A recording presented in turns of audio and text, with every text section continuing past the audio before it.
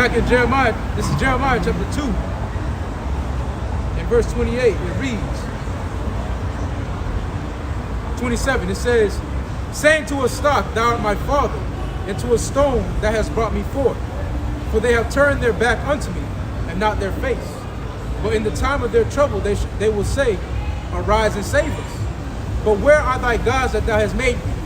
Let them arise if they can save thee in the time of thy trouble. Hey, because our people are synonymous. Our people are well known for doing this, for only calling on the Lord when they need him most. Never doing what the Lord tell them to do. But whenever they get in the jam, that's when they give their most sincere prayers. Lord, I ain't got the bond. Let them give me a reduced sentence.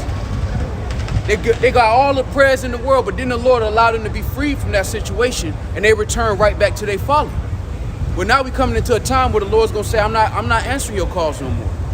I'm not getting you out of another jam, because all you doing is being wicked. And the Lord is tired of it, man. Now we in a time where the Lord's about to get rid of this.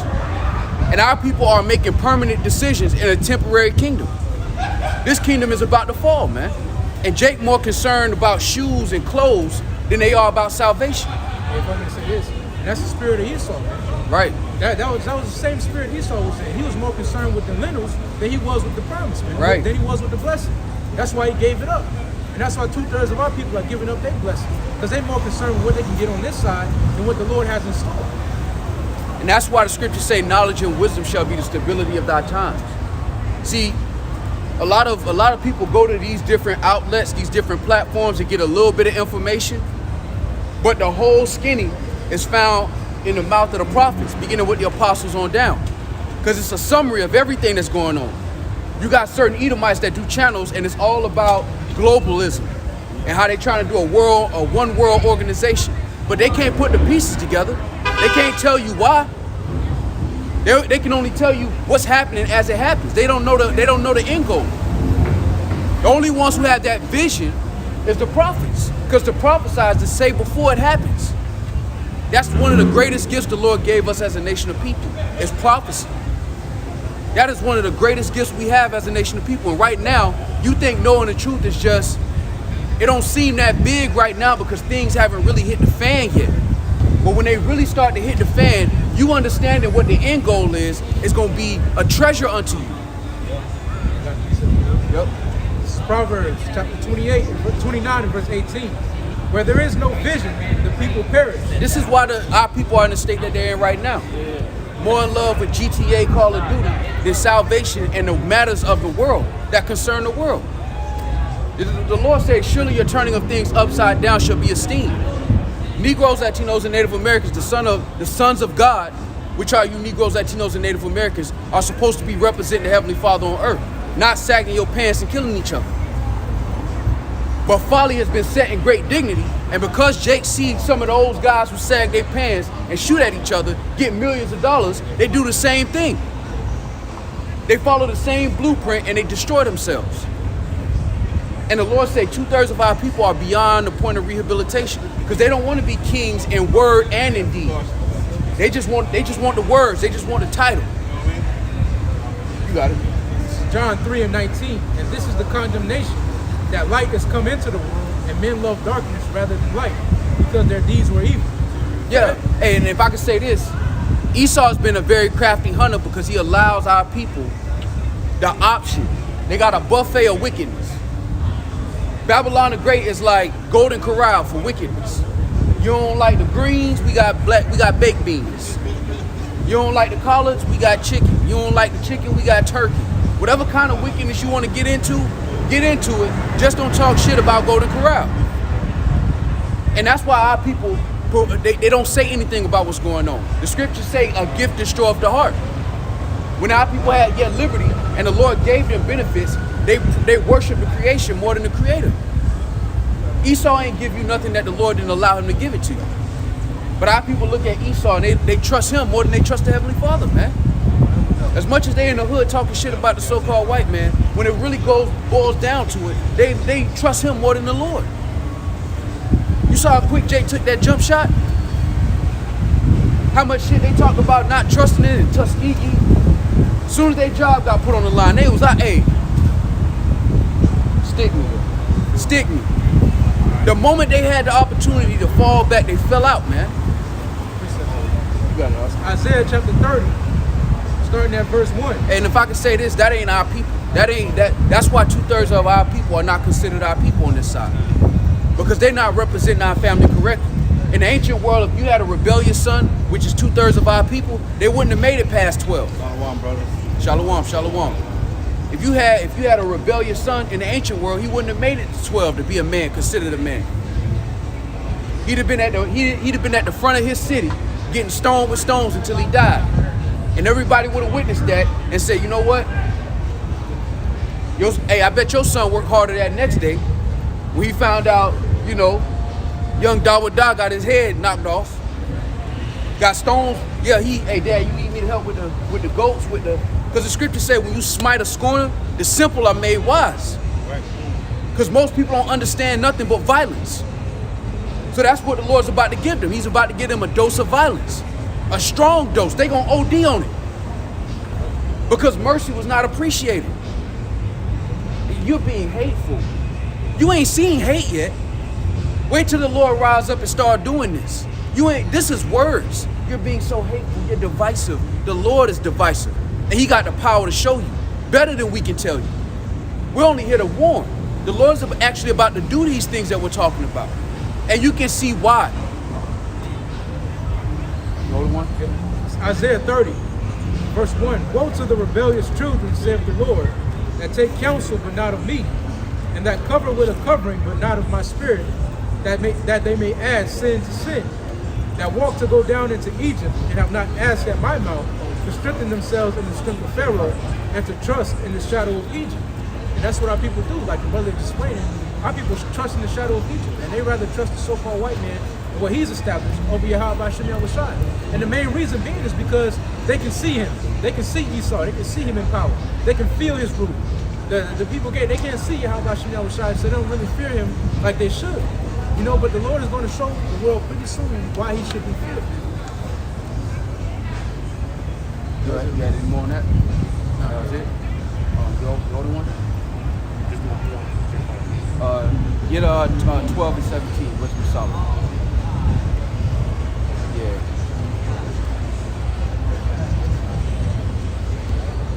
And this is the beauty of what we're doing. We're witnessing why the judgment is necessary. The Lord said in Isaiah the 43rd chapter that we are his witnesses.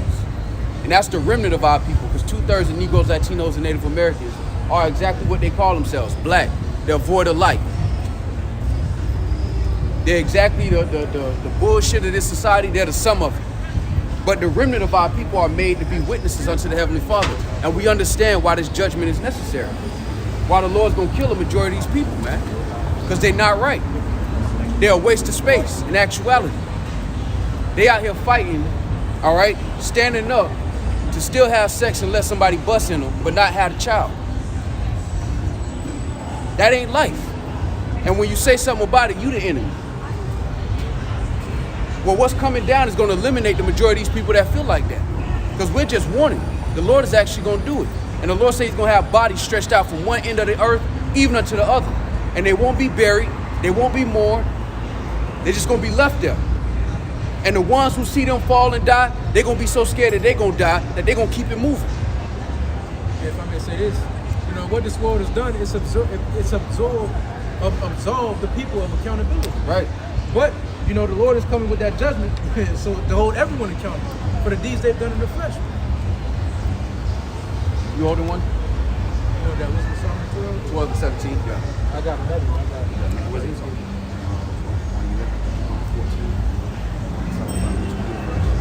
You got it on. Nah, you bring yours out. This is Sirach or Ecclesiastes, chapter 36, and verse 2. And send thy fear upon all the nations that seek not after thee. Start at 1. All right, this is Sirach 36 and verse 1. Have mercy upon us, O Lord, power of all, and behold us. And send thy fear upon all the nations that seek not after thee. Lift up thy hand against the strange nations, and let them see thy power. As thou wast sanctified in us before them, so be thou magnified among them before us. And how is the Lord going to be magnified among them? In judgment. See, every day when somebody get checked out, when somebody die a violent death, that's the Lord checking them off his list. That ain't Satan, that ain't the devil. It's the Lord saying you get what you sow. Whether it's this lifetime or the last one. Whatever you sown, check him. Now he's balanced, now he's good. Now the Lord is a perfectionist. Everything gotta be balanced, down to the T. When you deal with math, advanced math equations, you gotta get all the way down until the equation is balanced on both sides. Since the world has been in wickedness, the only way that's gonna balance that scale out is a lot of judgment. That's gonna turn these people's heart into being humble.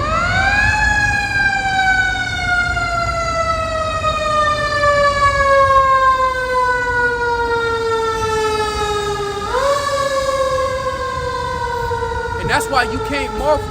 You can't get upset at the fact that these people don't understand this, that they're offended by it, because the scripture said that they would be. They wouldn't believe, they would be offended. But we understand through the Spirit that the majority of these people are not gonna make it anyway.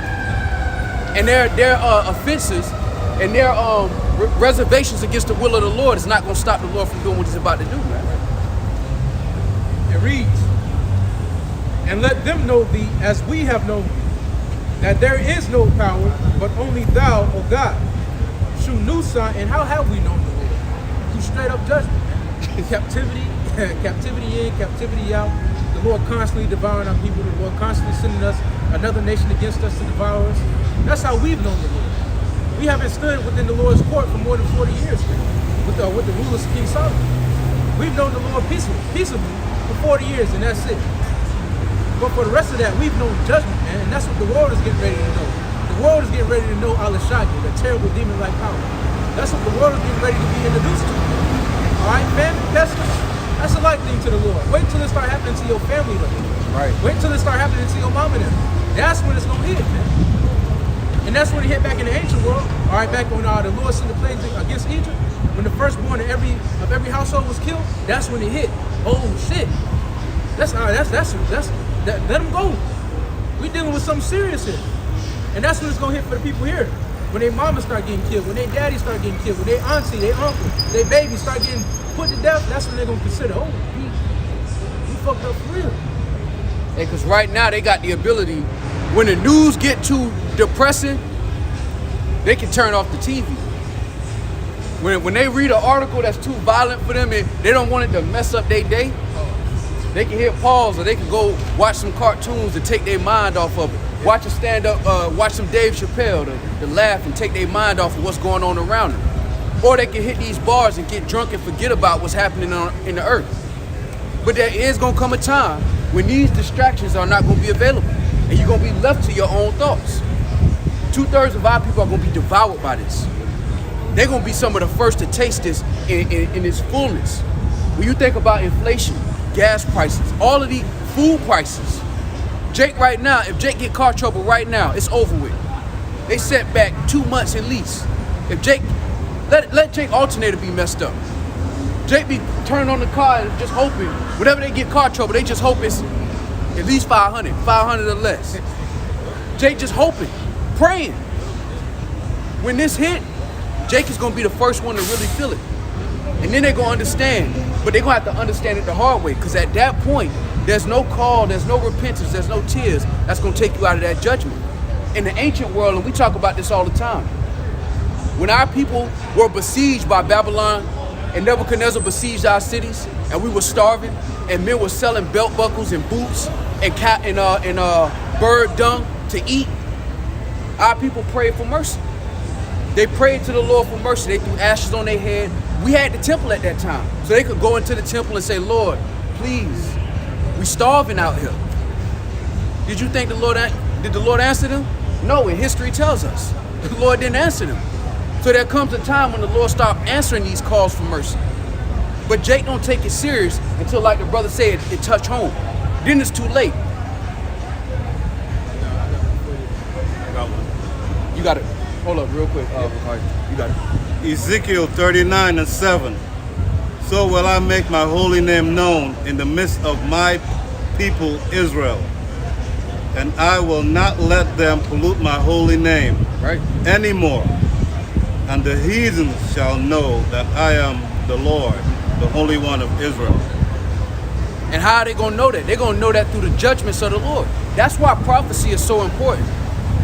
Because when these things start to happen, they're going to have to consider who told them about the whole story. Alex Jones gave you a piece of it. All right, Glenn Beck, he gave you a little piece of it. But them crazy so-called niggas on the corner was the ones that told you how it was all going to play out. Lord willing, we be a part of that number. And then they're going to have to consider that, and they're going to have to consider the power that we serve, man. See, most of our people, in reality, don't take the Heavenly Father serious. They say they love God, but they don't really take that serious. That's only when they need bond money or some bullshit. But they're going to know the Lord then, the hard way, as it says in 2 Esdras 9. Because it's all fun and games until the lights go out. It's all fun and games until them cold drinks and them hot showers go away. Then shit get real. But Jake don't consider their latter end. Because right now they got the lights, the cameras, they got social media, they can do their next little TikTok dance, and maybe they're gonna blow up this week, maybe they're gonna get the record deal. So Jake still think that this system gonna go on. When these lights cut out, our people gonna find out the hard way that the Lord is not one to play with. Just to land back on what you said, because like you said, it gets to a point where the Lord, he ain't gonna, you gonna pray, the Lord, he ain't gonna hear your prayers. Ecclesiasticus chapter 18, verse 24. Think upon the wrath that shall be at the end, in the time of vengeance, when he shall turn away his face. Right. Hey, it gets real when the Lord turn away his face, man. All right, we read about when the Lord allowed Babylon to besiege us. We read about it, and we only read the general notes. You don't know how many people died and how they died within that. You just know a lot of our people died of famine because they didn't have access to food. But there was a time where they called for mercy and they didn't receive it. Same thing gonna happen here, man. 400 million guns. Watch when these people start starving. Y'all like Grand Theft Auto so much. Watch this. The whole planet gonna be turned into that. Because people love comforts. And they think that these things, that's normalcy bias, where they think these things just gonna continue forever. That's why they don't want this to be true. That's why they make mockery of it. And it's gonna take it actually happening for these people to be humble. You hold one? Let me get it when you got it. Come.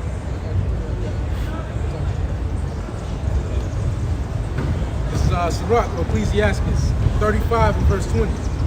Mercy is seasonable in the time of affliction, as clouds of rain in the time of drought. Just like the brothers are speaking about, mercy is seasonable. And that's what people don't take into account. They don't take into account that the Lord's mercy is eventually going to come to an end.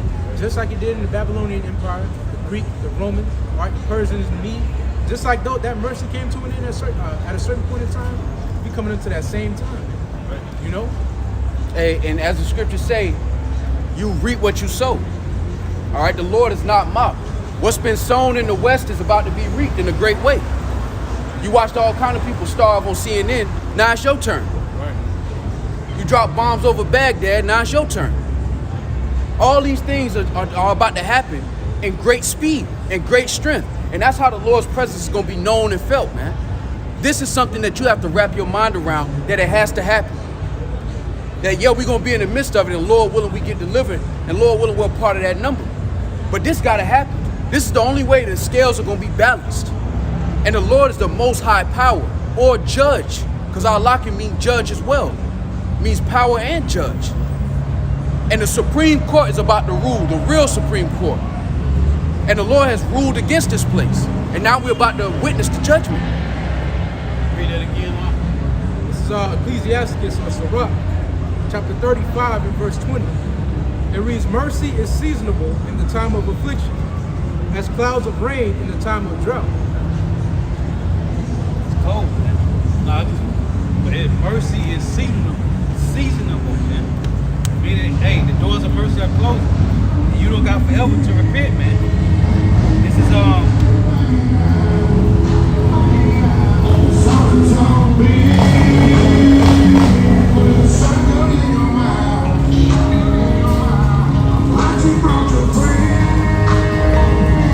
Romans 2. This is Romans 2 and 6. Who will render to every man according to his deeds? Again,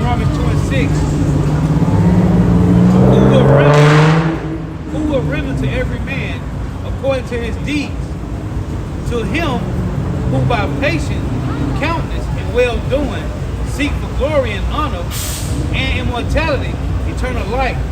But unto them that are contentious and do not obey the truth, but obey unrighteousness, indignation and wrath, tribulation and anguish upon every soul of man that doeth evil, of the Jew first, and also of the Gentile. But glory, honor, and peace to every man that worketh good, to the Jew first, and also to the Gentile. But there is no respect of persons with power. For as many have sinned without law, shall also perish without law. And as many as have sinned in the law shall be judged by the law. For not the hearers, Romans 2 and 13, for not the hearers of the law are just before God, but the doers of the law shall be justified. Hey, so the Lord, hey, everybody time, man. Everybody got a time. As the brother read, mercy is seasonable, man.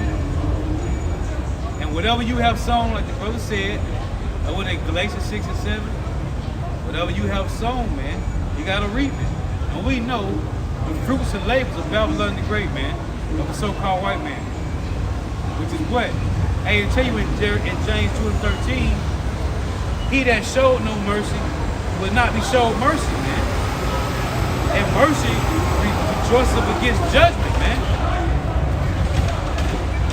Hey, well, in Romans, the brother brought out Romans Romans 2 and 8, the brother brought out, it says, but unto them that are contentious and do not obey the truth, right, but obey unrighteousness, indignation, and wrath. That's 2/3 of our people. Right. They're obedient unto unrighteousness. Every song on the radio is telling our people to be unrighteous, and they obey it. Right. They obey it, man. So what's left? The Lord said, why should you be stricken anymore? You love this shit. You love being under these other nations. Jake don't even care that they here no more. They love it here. Well, the Lord's going to have to remove them, man. That's the only way righteousness is going to flourish in the earth, is if this judgment plays out, and it has to play out. Because the world has no respect or reverence or fear of the Heavenly Father, man. They don't have any fear of their actions. And that's why they're so upset about the whole Roe versus Wade. Because Roe versus Wade gives them the ability to still be wicked and have the government pay for their mistakes. Right, man. That's the kind of society we live in, where everybody get the glory in unrighteousness, and nobody gets to be held accountable for what they've done. Well, that's coming to an end, and that's why you're gonna see great violence, because great violence is the Lord checking off everybody on His list. Right now, today, tonight, somebody's gonna get checked off the Lord's list, man. So, we had this Sheetamite came up before camp, crying, talking about she came down here to protest against that whole Roe versus Wade, whatever. Like she got 3 daughters. She came, said she drove 2 hours to come protest, and she got disappointed. I'm like, well, what you want to do? Her whole thing is, hey, you think you want to just be able to go out here, go sleep with 4, 5, 6 guys, get pregnant, and get the government to pay for your abortions? Now everybody pissed off. Well, the Lord say, if you get pregnant, hey, that child's supposed to be born. But now you got people talking about, well, what if I got raped? And listen, man, do you know in the Bible it's called judgment? Right. And 2/3 got to come back. However the Lord see fit for a 2/3 to come back, that's how it's going to happen, man.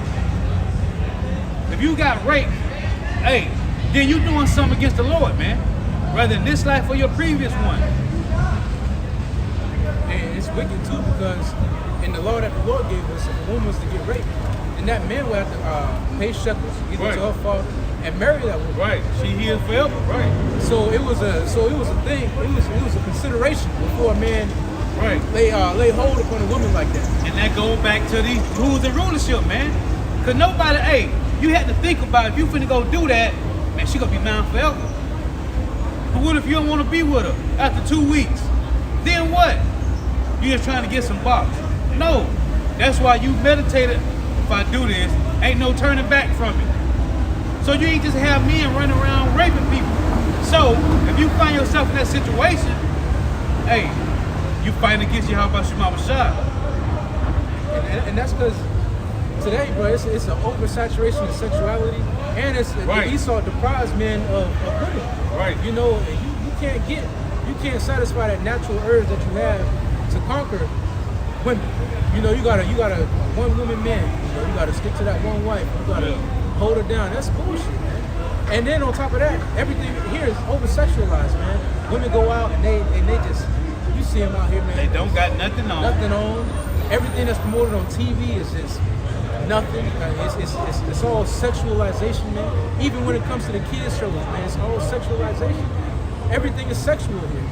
And that's why people go out here and they so bugged out, all they're thinking about is sex. Right. So when they see a woman and they're deprived of the woman, they gonna go and they gonna... Right. Everything is, hey, go back to order, man. There is no order in Babylon the Great, man. You can do whatever you want to do. Hey, get Job 10 and 22, man. Ain't no order here, man. That's why these things are supposed to do. Nobody just supposed to be running around raping people, man. That's off, man. That didn't happen. Go ahead and read that. Job 10 and 22, a land of darkness as darkness itself. Read 21. Verse 21, before I go whence I shall not return, even to the land of darkness in the shadow of death. A land of darkness as darkness itself. And Hey, he said, start reading it again from the top. verse 21, before I go whence I shall not return. Hey, we can't wait, man. We done came back to this place, reincarnation after reincarnation, man. Hey, we can't wait to get out of here and never see this place again, man. Read it one more time. Hey, because the scripture says it's a lack of order, man. Right. All of this is out of order. It's all out of order. And that's why the Lord's going to judge this, because when you allow folly to play out little by little, this is what you get on the grand scale. Right. When you don't handle a small matter when it's a small matter, it becomes a society where this is allowed. There's no order here, man. Sex was not designed for you to just have the pleasure without the fruit. Look, see what I'm saying? We just had these 3 young chicks go by us, and they crossed the street, now they popping. You didn't have 3 daughters just walking around by themselves in the ancient world, man. Now, what if 3 men pull right up on them? Some guy that's been popping pills all his life, and he can't get his medication. All 3 of them gonna get raped, man. Then what's gonna happen? That's They'll get pregnant, and they stuck with them. That's the ancient Well, they shouldn't be mindset. out here by themselves in the first place. Well, that's why these judgments are about to happen. All these judgments are a result of wickedness finally receiving its fruit. Because the world needs order, man. The world needs righteous rulership. Never mind the fact that the people who make your decisions, all right, are doing all kind of freakism behind closed doors. But they allow a society where these things are legal. Where you can have sex with an animal and all you get is a ticket. Right. And the animal get cut up and put in somebody's slaughterhouse to be on your dinner plate. That's the type of world we live in, man. That's wicked. The scriptures call this place the shadow of death, man. You got a lot of these Edomites, especially in the country, that brag about the fact that they used to pop the animals, man. Right. Even down there in South America, I forget which country, but they talk about how they used to practice having sex by having sex on animals. Yeah. And these animals get slaughtered and put on dinner plates. That's just one of many things that are going on in this world that's completely disgusting and out of order, man. When you deal with the law, statutes, and commandments, it was built around nation building, around order. You didn't put men in a place where they spent 45 years of their life next to a whole bunch of grown-ass men in a cage. If you stole, you had to work off what you stole. Right. Double. You had to pay that with interest. Yeah. Depending on what you had, yeah. If you murdered somebody, you got murdered. When you didn't get murdered, you got killed. Right. You ain't spend your whole life doing push-ups and reading books. Nah, you going back to the spirit world, my boy. It's time to check out and go home. You ain't about to get old here and brag about how you done got away with. Nah, Yeah. it's time for you to check out too. That's how order was set up. Ain't gonna be no place where we just stick people in for 40, 50 years and they just there, waking up, eating 3 meals a day, doing push-ups, fighting. Nah, that's a wicked society that allows that to happen because Esau want to make money off your body. So he said, look, yeah, you guilty of murder, but I need you to make these jeans for 30 years, my boy. I need you to go ahead and JCPenney needs some good laborers. So they had this prison industrial complex where they allowed Jake to go in there, and even though he's guilty of murder and should be put to death, He might be on death row, but he still get the. They're gonna make use of you somehow, some way. In the kingdom of heaven, equity is gonna be established in the earth, man. All this folly, all this bullshit that's going on now is gonna be canceled. This whole subscription to this freak show is about to get canceled, man. And it has to happen with violence. And that's why the Lord is warning his men. It's got to play out like this. Because they don't receive the warning. They make fun of the warning. They laugh at the warning. So when the Lord rise up off his throne and allow judgment to play out, it's going to be too late for the majority of the people on the planet, man. Right. Only the elect are going to be saved through that. That's when reality is going to hit for our people, but it's going to be too late. And that's why Job say, he shall not return to the place he got to go, man. And we can't wait till this place be get destroyed, man. This place is filthy, man. Hey, nothing is clean nowhere, man. Read that again. Job 10:21. Before I go whence I shall not return, even to the land of darkness and the shadow of death, a land of darkness as darkness itself, and of the shadow of death, right? Without any order. Without any order. And where the light is as darkness. Right. What's that, Isaiah 5? It said, well, the light is as darkness. Because things are turned upside down here, man. Right? They say, woe to them. When you get that Isaiah 5 and the 21. Isaiah 5 and 20. Called evil good and good evil. Isaiah chapter 5 verse 20. Woe unto them that call evil good, right, and good evil. Right. That put darkness for light. See? Go ahead. And light for darkness. Now, I will use an example, right? The culture that our people have been given on this side of life is non-productive to us. All right? Especially our people. There should be no need for you to take plan Bs and all of this different madness that's going on. Because in the ancient world, your daughter, you were responsible for finding your daughter a suitable husband. She ain't get popped by 7 dudes before she finally decides to settle down, quotation marks. No, because it was supposed to be nation building. Now in 2022, the years that a woman is most productive as far as her biology, to give children, to give birth to strong children, she's using to go out on the clubs, to have Olive Garden dates, right, to run through men and practice being married without actually being married. And then she get late in her late 20s, her early 30s, when she really that's supposed to be it for her as far as having children. Right. Then that's when they want to start a family. After they done got ran through and now they want to tell Jake, I ain't got no time for games. That's an example of being out of order. And this is why the Lord set it up this way. Our people are offended and the light is treated as darkness, but when you look at how it works out compared to this, it's productive. Look at how many women are in their late 30s who have children that are not in their full strength because they wanted to wait until the end of their biological clock to have children. Right. And spend the rest of their time when they could have made strong children, they spend it in the club, going on dates, riding with Jerome because he had a Mustang. Or Jeremy had a smooth talk. That's why the Lord set up a certain type of order.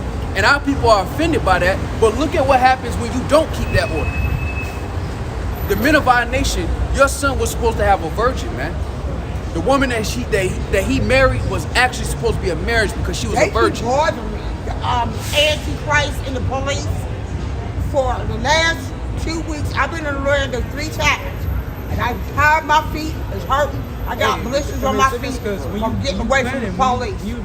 I got a case in Washington, D.C. Excuse me, I'm about to get billions of dollars. I will give you a dime. Excuse me, we teach it. You got it. Teaching who? Because when you're doing Yourself? Not you. when you're doing I know, because you don't like doing work. assault on the field that hasn't been Go get a white girl. that hasn't been reaped yet. You know, that's when you yield the best fruit. You have a good night. You have a good night. Go get a white girl or something.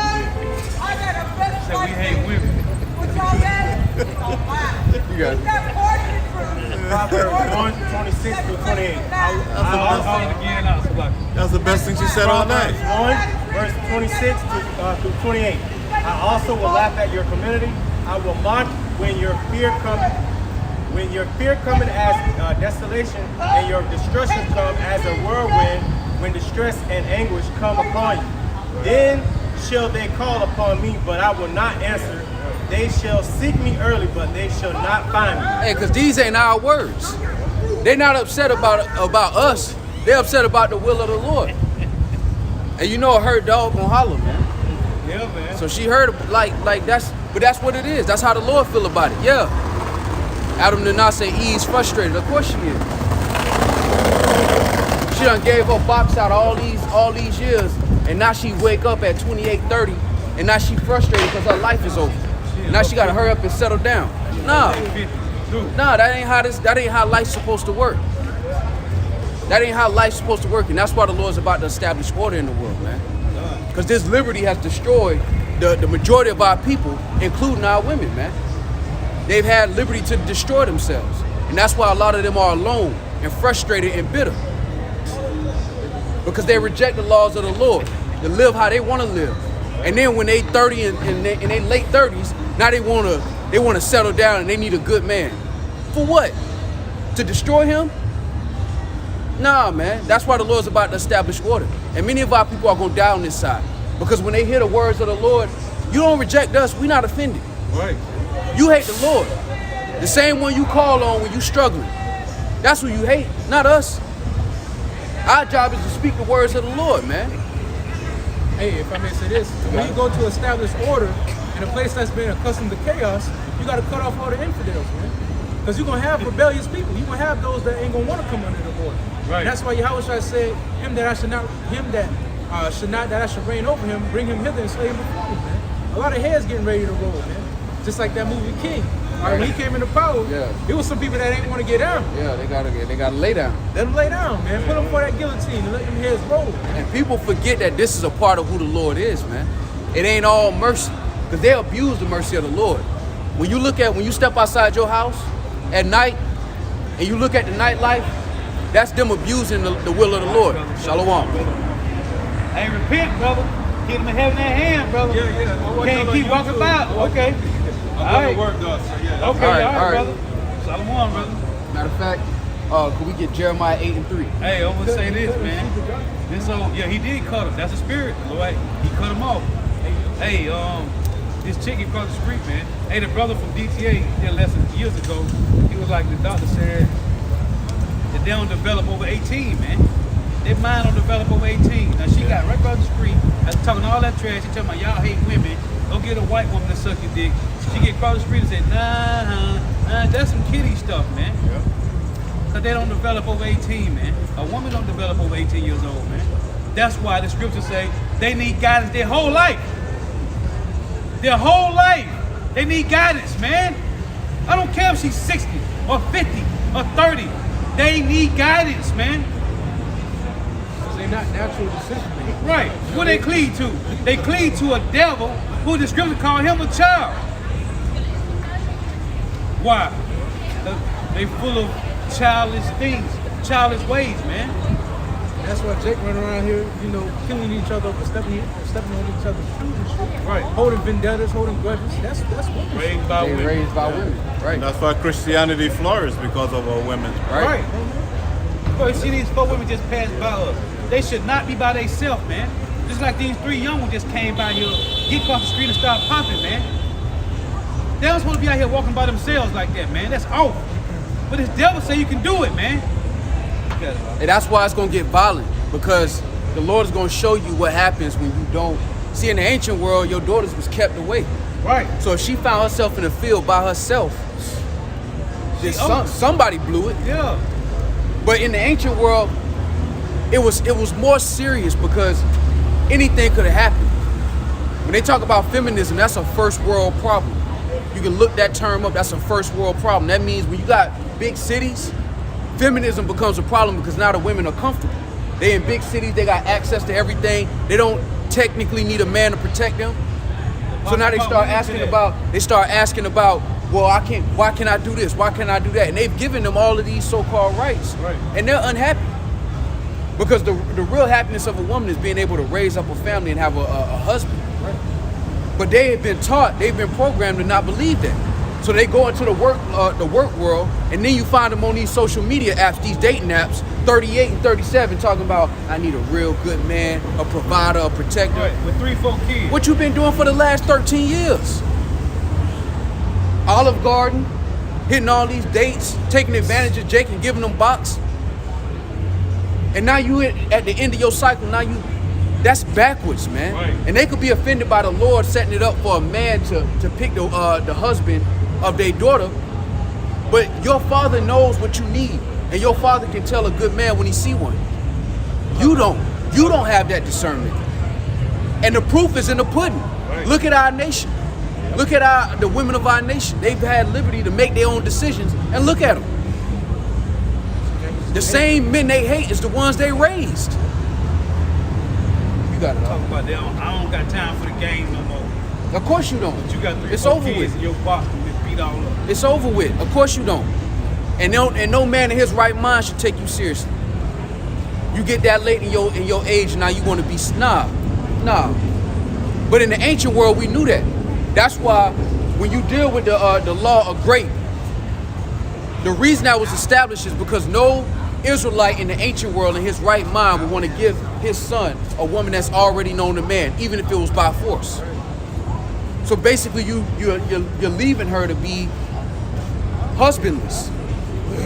And you're allowing the man to just walk off into the sunset without handling his responsibilities. And when you deal with the law, it compensates for that. You can never leave her because you did that. And she got to stay there because it was about nation building at the end of the day. Because warfare was different. You had to raise up strong men to defend your cities. And that's why having children was so important in the ancient world, and marriage was surrounded by the understanding and the concept of having children, man. Imagine you lose 20,000 men in your city. It's gonna take 20 years to make them up, to get them back. To raise up another generation of 20,000 men that's just as strong, it's gonna take 20 years. That's why marriage involved having children. It wasn't this bullshit that they doing now. You done went on 7 Olive Garden dates and now y'all fucking for 6 months. Right. Then you get too old where nobody wants you and nobody want to take you to Olive Garden no more. Now you want to get married. She done did that about 10 times. It's over with, man. With 6 different guys. In the ancient world, marriages were about having children because you needed strong, able-bodied men to fight, to defend your cities, to do the hard labor of establishing your kingdom and maintaining it. This is why marriages were shaped the way they were shaped. Esau's not in the business of our people building up and being strong. That's why he gives our people the culture that they have, and they glory in it. Right. The women, they glory in it because they're young enough to enjoy it, but then when they get old, they start to get bitter. It hit them late. It hit them late in the game, but eventually they hit that wall and it hit them. And they realize they've been living their life the wrong way. But now that life is being pushed and the light is being pushed, they love darkness rather than light, man. Right.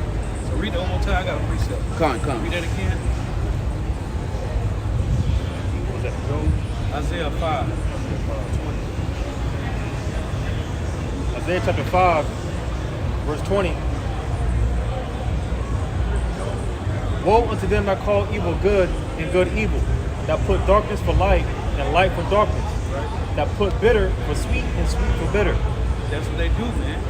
And Esau did that, man. He turned the world upside down. I want to make this point for a past. Ecclesiastes 42 and 9. The father waketh for the daughter when no man knoweth. The father waketh for the daughter when no man knoweth. And the care for her taketh away sleep. Where you at? Ecclesiastes 42 and 9. Beautiful. You got it. It's saying the care for her taketh away sleep. Hey, you got a young daughter, she done had her period, and you ain't married her off yet. That box is hot, man. You can't sleep good. Right. She trying to sneak a nigga in, or she trying to get out. And you know why? Because you would have become the laughing stock of your neighborhood or Right. your city. They're gonna go into if it, she right. have children while she's still in your home. See, our culture was different. You got mocked in righteousness. Right. Damn, bro, how you let your... Right. Yeah, they say, damn, that's crazy. Right. That's how it was. That was the conversation. If your daughter was raped by a man in the field, they gonna look at you like, what were you? Right. How she got out there like that? Right. That's why I say the care of your daughter causes you to lose sleep. Right. Because now it's a shame upon you. If I may add up to that too, you know, and you also realize that she just depleted her value. Now you can't. He had her married for the. Right. Because he could have had her be wed or betrothed. Business arrangement. Right, for a business arrangement, exactly. That is the flower of her age. That's the only gift she can really give her husband. Right. Like in this society, everything's been turned upside down. So you think just commitment is enough. Here it is. Jake spent 3 months' salary to get a ring. That's what Sign up to say he can lose half of everything that he got if she just wake up one day and don't like you no more. And what do you get in exchange? You don't even get a woman that's pure. But they'll look at the laws that the Lord gave us and say, the Lord wrong. Right. This is why the brother brought out a beautiful point. A woman's chastity, her purity, had value. It had value. It was the most valuable thing she had. And as a father, you were responsible for protecting that value that she had. And then, if I may say this, and then when she was passed on to her husband, he was responsible for maintaining that value. Right. Once it goes from the father, the father watched it till he passed it to the husband, man. Because they aren't capable of seeing their value, what they're truly valuable for. You know, a woman has a very instrumental role in building a nation. You know, and leading, well, not leading, but in a household, nourishing the children, being a nourisher. No, well, I was gonna say too. The father already understood. That's why when you deal with marriages, right, in the ceremony, the father does what? He hands her off. Right. Because in the ancient world, that was the pass off of possession from the father's house to your household. Right. That's why people look at the law, statutes, and commandments and they get emotional and they don't realize these are men with families. They're not just giving their daughters away to anybody. If she passed the flower of her age, they ain't just, man, I gotta make a couple bucks, man. Hey, look, better go ahead. Nah, they care for their children. These were just the laws that were established so that we could build as a nation correctly. It shouldn't be no baby mamas. And then she got 2 or 3 different daddies to her kids. That's madness, man. Unless her husband died, she should only have one father of her children. Right. That's how the ancient world moved. And a lot of Jake be getting blown away because of these different unnatural relationships. Baby daddy beefing with the boyfriend and so on and so forth. And now they shooting at each other all summer. Because of it. It shouldn't be like that, and that's why the Lord established order. It's just because we live in darkness, order is offensive to this world, man. And in between you get passed off from your father to your husband, you ain't have time to go holler at Kiki and them, man. Wasn't no in between, I'm finna go hang out for a little bit. No. This is Ecclesiastes 42:9. The father waketh for the daughter when no man knoweth, and the care for her taketh away sleep. When she is young, least she passed away the flower of her age. And being married, least she should be hated. And that's why I go back to Mary and Joseph, man. That's why I said Joseph wanted to put Mary away privately, because they had sex. And her father would have wound up stoning her, man. And made him look bad. Should have been known as a whore.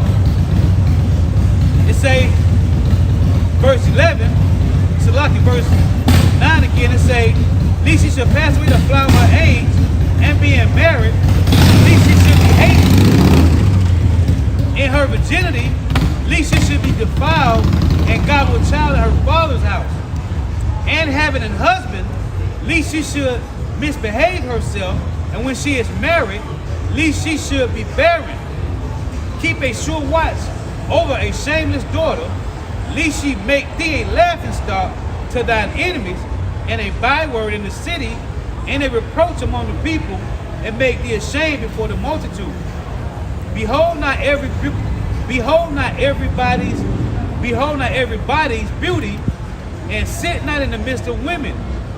For from garments cometh a moth, and from women wickedness. Better is the churlishness of a man than a covetous woman. A woman, I say, which bringeth shame and reproach. And because she would bring shame and reproach to the household, if she was found with child inside of your father's house. And that the brother brought out a beautiful point, because when you deal with Joseph and Mary, it wasn't that she committed the spirit got her pregnant, it was that they had sex before the marriage. And when you don't understand our customs, the marriage was a ceremony, and it ended with the husband and the wife going into the bed chambers. After the act of sex was committed, the tokens of her virginity would be shown as proof she was a virgin. So imagine Joseph, knowing he already had sex with her, knowing she already with child, get all the way down to the ceremony, go into the bed chambers, and they come out and ain't no blood on the sheet. The father becomes a proverb and a byword. And she could really be stoned for that. And I'll bring it out real quick. This is Deuteronomy chapter 22. And let's start at 13. So this is Deuteronomy chapter 22 and verse 13. It says, if any man take a wife and go in unto her and hate her and give occasions of speech against her and bring up an evil name upon her and say, I took this woman, and when I came to her, I found her not a maid, which means he found her not a virgin. Verse 15, then shall the father of the damsel and her mother take and bring forth the tokens of the damsel's virginity unto the elders of the city in the gate. And the damsel's father shall say unto the elders, I gave my daughter unto this man to wife, and he hateth her. So he had proof that she was a virgin at the wedding. The tokens of virginity was the proof. That was blood on the bedroom sheet. And Paul went back, and the father and the mother supposed to keep that, man. Exactly. So Joseph and Mary, if that happened, Mary's father could produce that, man. And that made him look bad. You got it. Verse 15 again, Deuteronomy 22 and 15. Then shall the father of the damsel and her mother take and bring forth the tokens of the damsel's virginity unto the elders of the city in the gate. And the damsel's father shall say unto the elders, I gave my daughter unto this man to wife, and he hateth her. And lo, he hath given occasions of speech against her, saying, I found not thy daughter a maid. And yet these are the tokens of my daughter's virginity. And they shall spread the cloth before the elders of the city, and the elders of that city shall take that man and chastise him. So if he lied about it, and the elders and the father bring forth the sheet, spread it out before the elders, like, look, there go the blood from her wedding ceremony. Then that man gonna get chastised.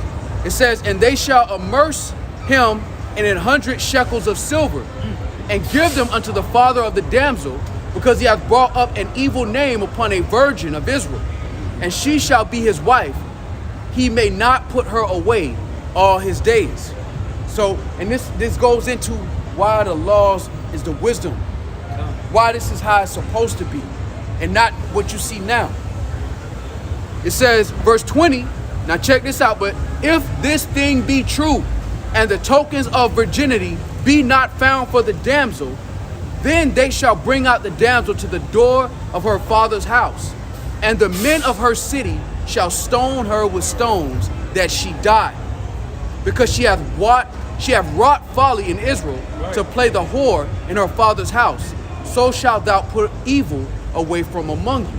So this is why Joseph said, nah, we're gonna have to, otherwise she's gonna be put in Mary. Imagine Mary being taken in front of her father's house and stoned to death, man.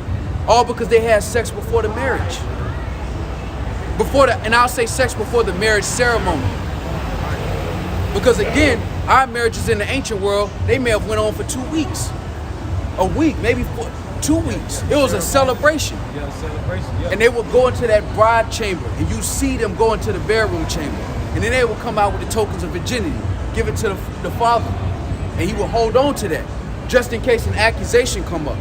Because Jake needed an excuse to try to get out of his responsibilities. You probably want to be with her a couple years, or a couple of weeks.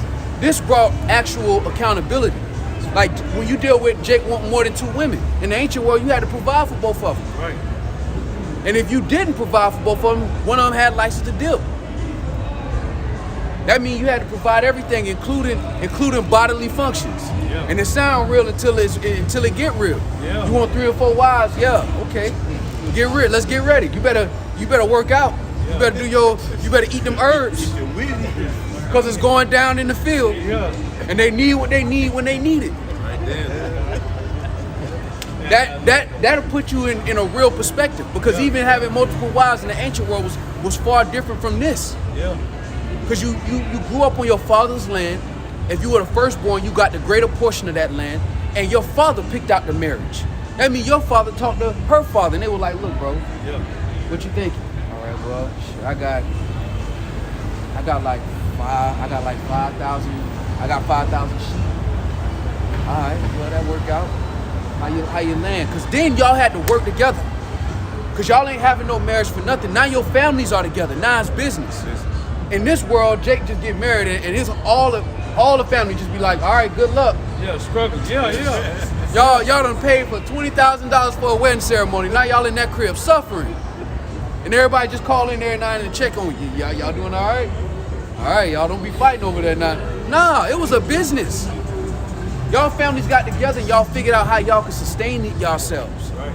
We had land, life moved differently because the Lord had law, statutes, and commandments set up. And this is why, going back to the original point, Joseph said, man, let me put her away privately. Because I don't want her to get to that wedding ceremony and be embarrassed. Because we already done came together and everybody celebrating something we done already done. The deed done, baby, we in here. It's official. Ain't no sense in going to the wedding ceremony and faking it, and she could have been put to death. Yeah. This is Ecclesiastes 23 and 22. Thus shall it go also with the wife that leaveth her husband, and bringeth in the heir by another. Right. For first, she hath disobeyed the law of the Most High, and secondly, she hath trespassed against her own husband, and thirdly, she hath played the whore in adultery, and brought children by another man. And now they just play the whore on the regular. Now that's just regular. That's just normal business. Right. But in the ancient world, it was a shame. And you got mocked for that. Right. As you should. See, there's a righteous way to bully. Righteous way to bully? I said bully. Oh, okay. It's a righteous way to bully. Because you got to think about that. If a man got embarrassed like that, what you gonna do with your household? Your ass gonna be on P's and Q's. Yeah. This man's daughter done got stoned, having babies before she even married. It's gonna put a certain amount of fear in you when you understand that, oh man, nah, not mine. I can't go. That's why the father stay up late for his daughter, like, nah, you ain't gonna do that to me, baby. Nah. I gotta drink wine with the brothers. Nah, you can't be nah. Or I gotta go ahead and set this up and arrange this marriage so she can. So when she have those impulses, which are natural impulses, it could be in righteousness and not in wickedness, man. Yeah. Once they get that period, that boss be hot, man. But that's nature. Yeah. And our people don't think like that because they're not in the mindset of nation building. Because we don't have wars where you have to have hand-to-hand combat per se. In the ancient world, if you lost 20,000 men, it's gonna take you 20 years to replenish that. Yeah. How is that gonna happen if she having babies at 32? Right. It's over. She gotta start as soon as humanly possible, according to the discretion of her father.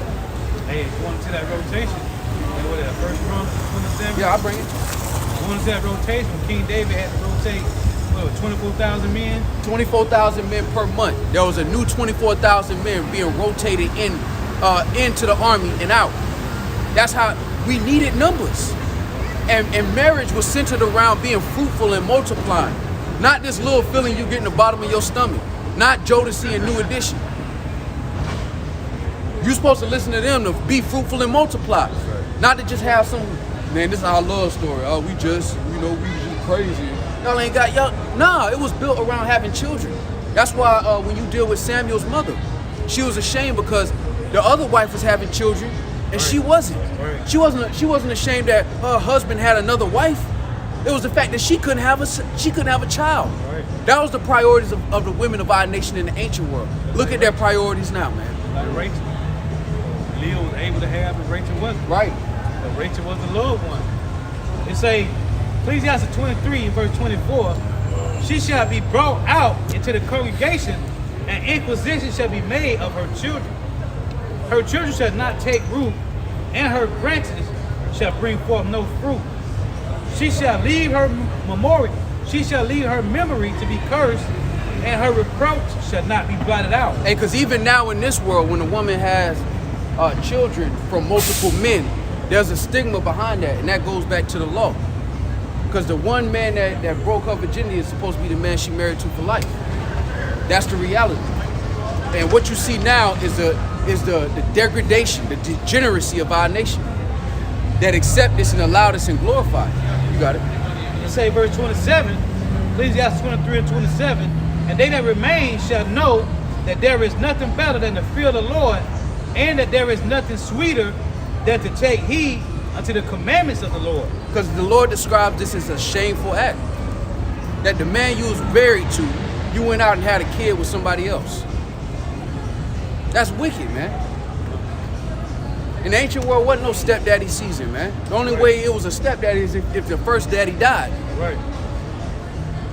But this liberty to gather abroad has destroyed our people, man. And that's why ultimately the Lord is going to finish this work with great destruction. Because that, what did it say right there at the end of that? So that they would fear. So they would look at it like, man, I don't want to get put to shame like that. Or get put to death. I just saw such and such get stoned last week, man. That shit was crucial. They was hitting him in the head and he was still in there. They had to, like, when you really have to deal with death like that, it changes how you move. And that's why the Lord had set it up for public executions. All that Chris Brown, these hoes ain't loyal, I smashed your bitch, all of that would have got you stoned, man. Right. You wouldn't even got a chance to make that song. Before 2 or 3 witnesses, if you did that deed, it's over with. And everybody's itching to put a stone on you. Everybody. We ready to get you up out of here. The moment we find out you done committed adultery, oh, both of y'all? Oh, say less, let's go. Let's bring them to the front of the city. And then people witness. All right, the first one took him down. You know how they be doing the commentating on the fights? The first one, he's still standing. Oh, his fingers twitching. Got him. And then they just that kind of, something like that happening and you seeing that in real life is going to exhort you to be more righteous as you can be. Yet, in the midst of all of that, our people still went the other way. And that's why the Lord is reserving this world for a great violent judgment. You got to think, these are things that the Lord wrote into the law for us to just, hey, keep evil away from Israel. I'd rather y'all stone him than everybody going to slavery. Because that's what happened to us. Because our people protected a few of these guys who committed iniquity, our whole nation had to be under these heathens. But now we're understanding why, and now the Lord's about to destroy this society and bring up a new society built upon righteousness. And that's the hard part that our people can't handle, man. That this society is about to fall. The West ain't gonna stand forever, man. This shit is on its way out as we speak. Hey, I may say this, and our people lost the fear of the Lord, man. You know, they became risk takers because after seeing so many people get put to death, they just was able to take the risk. Hey, I'll take the risk of committing adultery. I don't give a fuck at this point. See, now I go back to the spirit of Jeremiah 5. Bring that out now. You said all bread is sweet to a whoremonger, man. Jay, get that? That's why it's got to get real. It's got to happen. Because that's the only way these people gonna actually realize that there's a consequence for moving like this in the earth, man. These people don't take they don't take anything serious, especially our people, man. They'll take the risk. Even though they know That's crazy. that woman has the man, they'll go over to the crib knowing that he could possibly have a gun, he could possibly have a knife. They still, I'll take the risk. I don't give a fuck. You know, knowing our people know it's risk eating certain foods. I don't give a fuck. Right. You know, I'll take the risk. You know, our people have become risk takers, man. They disrespected the Lord to the fullest extent. You know? Matter of fact, yeah, go ahead. You got it. Going back to your point you was making earlier. First Chronicles chapter 27, Beautiful. verse 1. Now the children of Israel, after their number, to wit, the chief fathers and captains of thousands and hundreds, and the officers that served the king in any matter of the courses, which came in and went out month by month throughout the months of the year of every course were 20 and 4,000. 20 and 4,000. So every month for 12 months, you had a separate 24,000 men. For every month. Every month, 24,000 men. All right, he's stepping in to serve. How the army in Esau's world do rotations? But these were Israelite men. We weren't supposed to be using mercenaries. It was supposed to be Israelite men. So in order for that to happen, that means you have to have a nation full of children, man. You have to have a lot of children in your nation to be able to supply for those who may lose their life in battle. So marriage was of the utmost importance. Not just marriage, but having children was extremely important in the ancient world because the Lord told us to be fruitful and multiply. And we had to defend our borders. We had enemies round about us. This shows you how big the tabernacle of David actually was. 24,000 men for 12 months going in and out. I think that's 288,000 men? Yeah. Over the course of 12 months going in and out, rotations. This is why marriage was so important. It wasn't about, the way she smiled, like it's just, it made my heart. It wasn't about none of that, man. Y'all had to have children as soon as possible, man. You had to replenish, you had to basically have children for your own estate because the figs and the cattle ain't gonna groom itself. The sheep ain't gonna share themselves. And then you had to have men, able-bodied men to defend your cities. All of these things is why the Lord set up marriage a certain way. And to end all these conflicts and beefs that will happen when you go the opposite way. Jake right now beefing with such as, my baby mama, and she says, all of this madness goes from a rejection of the law, statutes, and commandments, man. You holding one? Yeah. It's Job 24. Get the one in James, Jeremiah 5. Jeremiah 5, verse 3. O Lord, are not thine eyes upon the truth? Thou hast stricken them, but they have not grieved. Thou hast consumed them, but they have refused to receive correction. They have made their faces harder than a rock. They have refused to return. Therefore I said, surely these are poor, they are foolish, for they know not the way of the Lord, nor the judgment of their power. I will get me unto the great men, and I will speak unto them, for they have known the way of the Lord, and the judgment of their power, but these have altogether broken the yoke and burst the bonds.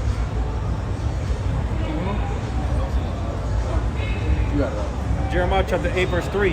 And death shall be chosen rather than life by all the residue of them that remain of this evil family, which remain in all the places whither I have driven them, saith Yahweh of hosts. So the Lord said that death shall be chosen rather than life. Our people choose this death style over the law, statutes, and commandments of the Lord, man. And we were able to explain through the Spirit how beneficial it would be for our people to keep the laws. Yet they pull the shoulder. Matter of fact, we get Zechariah 7 and 9. Our people pull the shoulder.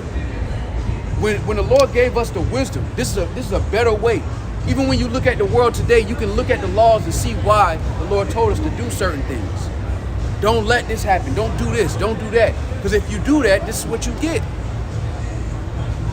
The world is a beautiful place, but it has to be ran in order, man. And our people reject and hate order.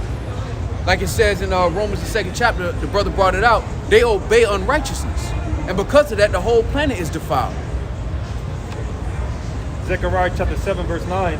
Thus speaketh Yahweh of hosts, saying, execute true judgment, and show mercy and compassions every man to his brother. And oppress not the widow, nor the fatherless, the stranger, nor the poor, and let none of you imagine evil against his brother in your heart. But they refused to hearken, and pulled away the shoulder, and stopped their ears, that they should not hear. Yea, they made their hearts as an adamant stone, lest they should hear the law, and the words which Yahweh of hosts hath sent in his spirit by the former prophets. Therefore came a great wrath from Yahweh of hosts. Therefore it is come to pass, that as he cried, and they would not hear, so they cried, and I would not hear. And that's what's about to happen now. Saith Yahweh of hosts. But I scattered them with the whirlwind among all the nations, whom they knew not. Thus the land was desolate after them, that no man passed through, no return, for they laid the pleasant land desolate. Hey, so the Lord has scattered us amongst all nations, and our people are still not ashamed. All right, the Lord has given us as a reproach to all these nations, and our people are still not ashamed of that. So the next alternative is for 2/3 of our people to be destroyed. And the Lord said, ye are my witnesses, that you may understand and know and be able to discern why the Lord got to do what he's about to do, man. Look at the world we live in, man. Look at what our people allow and what they glory in. Think about where we at now and think about 2 generations from here. The condition of our people if we remain here, man. Consider these things. Because our people don't consider us as a nation of people.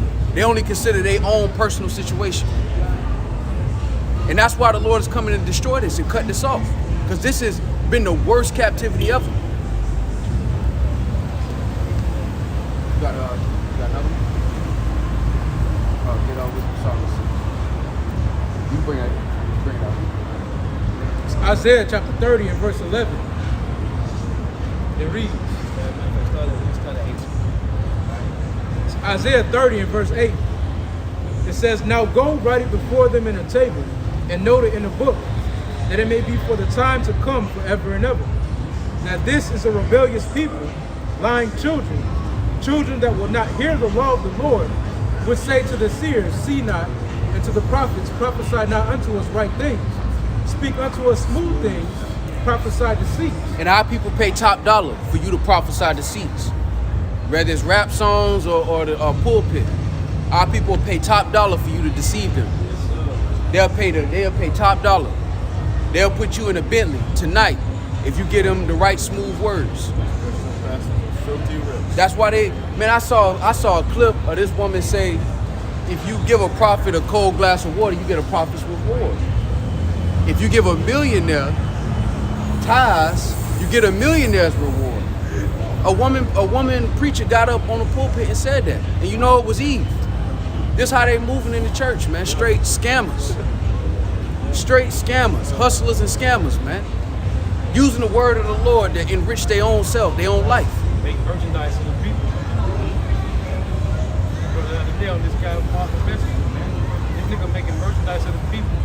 They had over 100 comments. Boy, that's how he make his living. No, he didn't get up on his ass.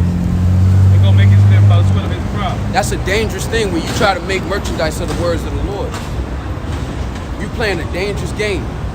And a lot of people are doing that, man. For the love of money, man. Right. All right, they're willing to sell our people lies and deception. Even when you deal with the so-called celebrities. Guys like Jay-Z's and the Beyoncé's. They know about this truth. But they ain't gonna tell us, they ain't gonna tell the world about it. Because deceiving Jake and giving Jake smooth words is more beneficial. You get top dollar for that. You get no money for telling the truth. And you get persecuted. And that's why the Lord say, my sheep hear my voice, because those sheep are going to take the straight gate. Well, you ain't got to give us no money. We don't want your money. We want to be saved, Lord willing. But our people have taken that bag. And that's why, the apostles talk about that, guys that untook the bag. To tell smooth words. Just knowing us that we're Israelites is not the finish line. If you're not telling them about the judgments that's about to happen. If you're not telling them about the MOTB. Just telling them that they're Israelites so you can make merchandise of them on the Feast of Dedications. So you can promote to the world how big your ceremonies and your feast are. But you ain't telling them about Jacob's trouble and the MOTB. But Jacob paid top dollar for smooth words and delusions. If you feed their delusions, they'll pay you top dollar for that. Read that again. Back in Isaiah 30 and verse 11, 10, will say to the seers, see not, and to the prophets, prophesy not unto us right things. Speak unto us smooth things, prophesy deceits. Get you out of the way, turn aside out of the path, cause the Holy One of Israel to cease from before us. That's what they telling the Lord, man. Well, this is what they telling the messenger. They said, what? Read again. Get ye out of the path, get ye out of the way, turn aside out of the path, cause the Holy One of Israel to cease from before us. Now, I thought about that when the brother was like, get the woman that say they stopped the ear and pulled away the shoulder. They said, what? Get ye out of the way, turn aside out of the path, cause the Holy One of Israel to cease from before us. Get the one in Isaiah real quick. Isaiah 65. Isaiah 65 and 1 in verse 4. It's Isaiah 65 and 4, it reads, There's verse 5. which say, stand by Yep. We'll start at verse 4. Yeah, read again. It's Isaiah 65 and verse 4, which remain among the graves Right. and lodge in the mountains, monuments, Right. which eat swine's flesh They in these churches. Right? Eat swine's flesh. Go ahead.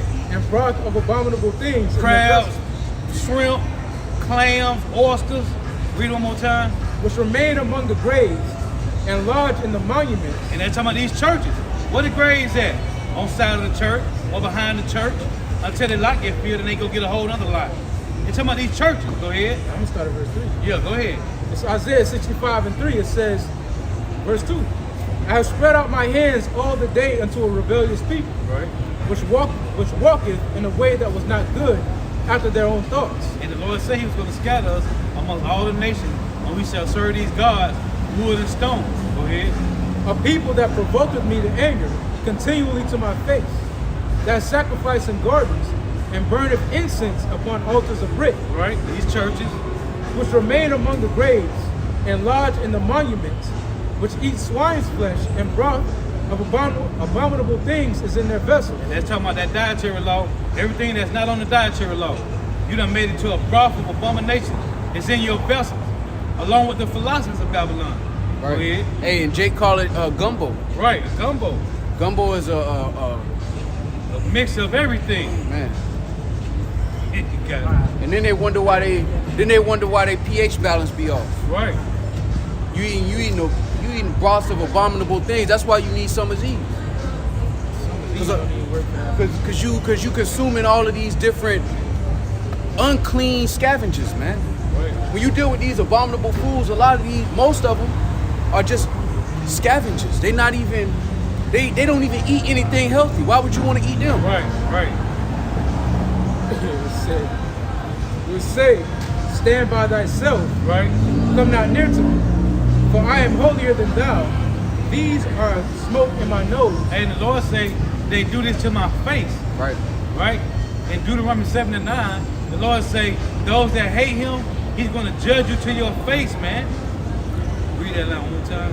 It says, which say, stand by thyself, come not near to me, for I am holier than thou. These are smoke in my nose, Right. fire that burneth all the day. Real quick, get the one in Amos 9 and 10. Because these all linked together, man. But this is what Jake say. The Lord will not do evil, neither will he do good. What's one in Jeremiah 2? When it said what? We are lords. We will come no more unto thee. So this is Jake said, man, we don't want to hear nothing about, we don't want to hear what y'all saying. We don't want to hear that. Like the brother said, they want to hear smooth things, man. You got it? Yep. It's Amos chapter 9 and verse 10. It said, Yeah. it says, all the sinners of my people shall die by the sword, which say the evil shall not overtake nor prevent us. You see, the evil ain't gonna mess with us. Get the one in Zephaniah 1 and 12. These all linked together, man. This is Jake telling the messengers they don't want to hear what the Lord got to say. You holding the one for the brother Zechariah? Zechariah 7. Read that. Oh, you already read that. I want you to read verse 13 too. Zephaniah 1 and 12. Go ahead and read it. Go ahead and read it.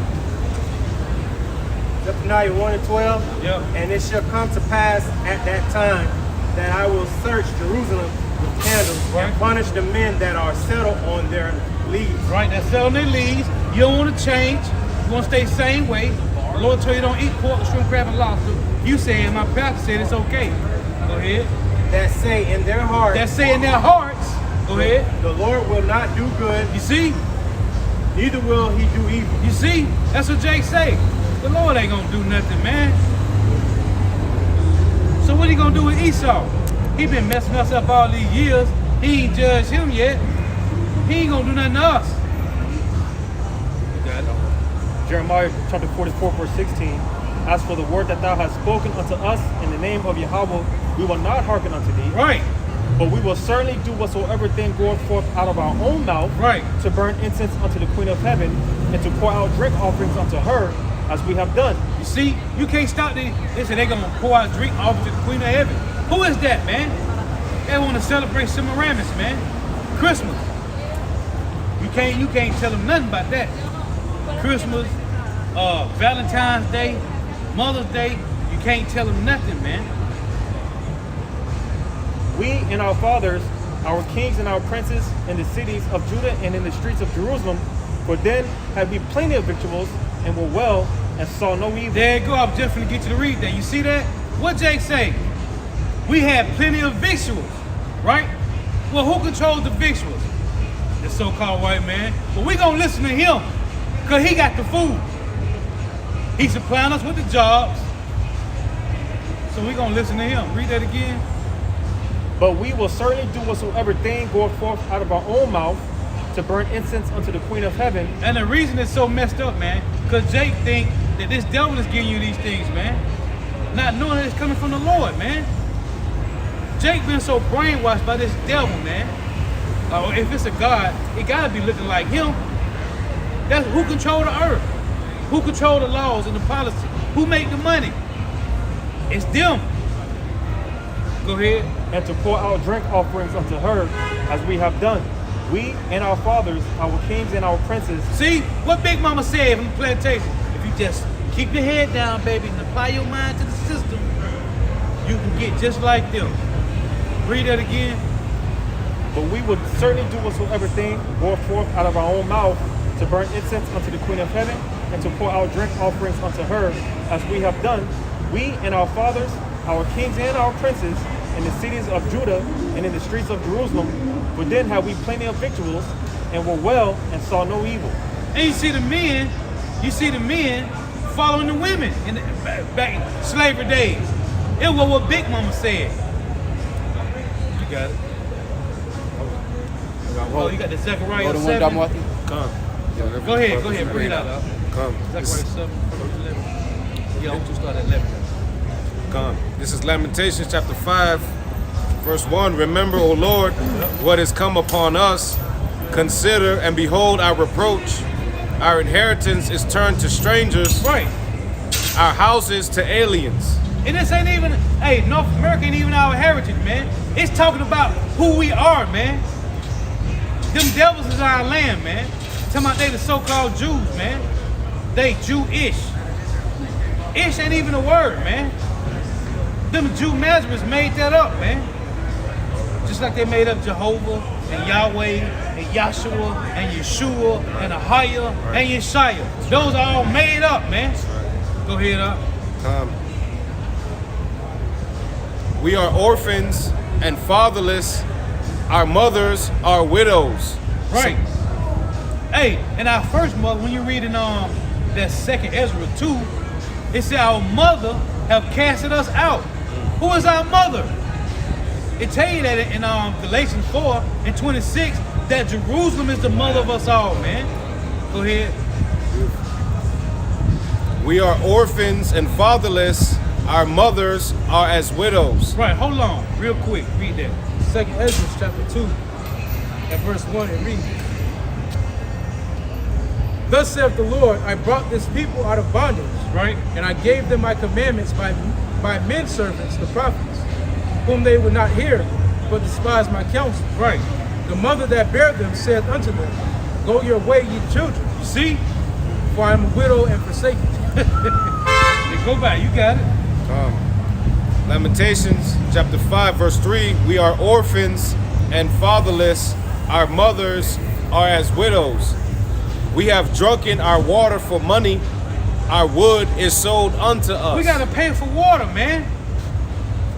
We ain't had no water. We ain't had no water, no plastic bottles, man. Our water was getting drawn out of a well, man. It said, well, our wood is sold to us, man. We had our own land full of trees. You like to climb trees? We have plenty of trees, man. The Lord gave us the law, the ones to cut down and the ones not to cut, man. We ain't had to pay for none of that. But now we do. Read that line again. Verse 4, we have drunken our water for money. Our wood is sold unto us. Our necks are under persecution.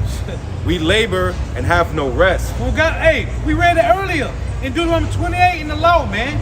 It said, your soul and your foot shall find no rest, man.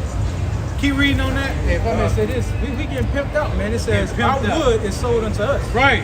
Everything. Right. Green waters too. The philosophy. The waters, yeah. The philosophy. It's crazy. Theological cemeteries, man.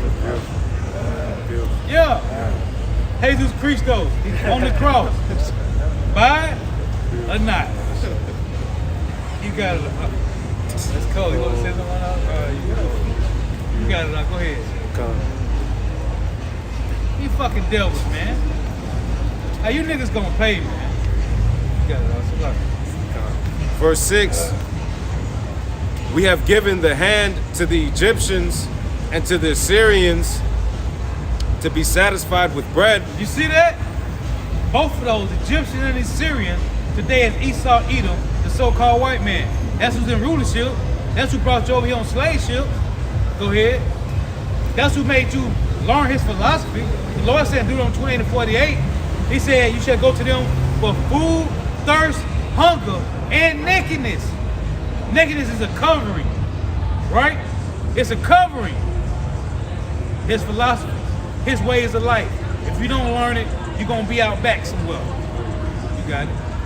Verse 7, our fathers have sinned and are not, and we have borne their iniquities. Why? Because we come back every third or fourth generation. And reincarnation. Exodus 25 and 6. Deuteronomy 24 and 16. Ezekiel 18 and 20 tell you that, man. Go ahead. Verse 8, servants have ruled over us. There is none that doth deliver us out of their hand. Hey, because the whole elect is waiting on Yahweh shall return, man. That's why I told you that in Deuteronomy 28 and 68. You shall be sold to your enemy for bondmen and bondwomen, and nobody shall redeem you, man. Nobody shall deliver you out of their hands. You dumb niggas talking about, see, they wasn't bought. We was bought. Go read Joel, the 3rd chapter. Tell you that we were sold and scattered throughout the 4 corners of the earth, man. The Messiah mentioned it in Luke 17. In Luke 21. You got it. Verse 9, we get our bread with the peril of our lives because of the sword of the wilderness. Right. Scarcity, man. Barely eating. Especially now. Don't have no kids in your house. They eat like monsters, man. They say for the peril of your life. Jacob be on his way to work, get pulled over, and his whole life changed. Right. Jacob. Matter of fact, they had a video that came out with a Jake in Miami. He got pulled over by the cops, and he said, if you don't give me your license and your registration, you're not going to work today. And he said, this is why y'all guys get killed. Oh yeah, come on. I saw that. He said, this is why, but the first thing he mentioned, he ain't even, as much as they call us lazy, he ain't even acknowledge that the man was on his way to work. He said, if you don't give me your license and registration, your ass ain't going to work. That's eating your bread with the peril of your life, man. For what? And this is why Jake gotta go, man. If this don't show you that this ain't our rest, only death is gonna show our people. This ain't enough for you? World Star?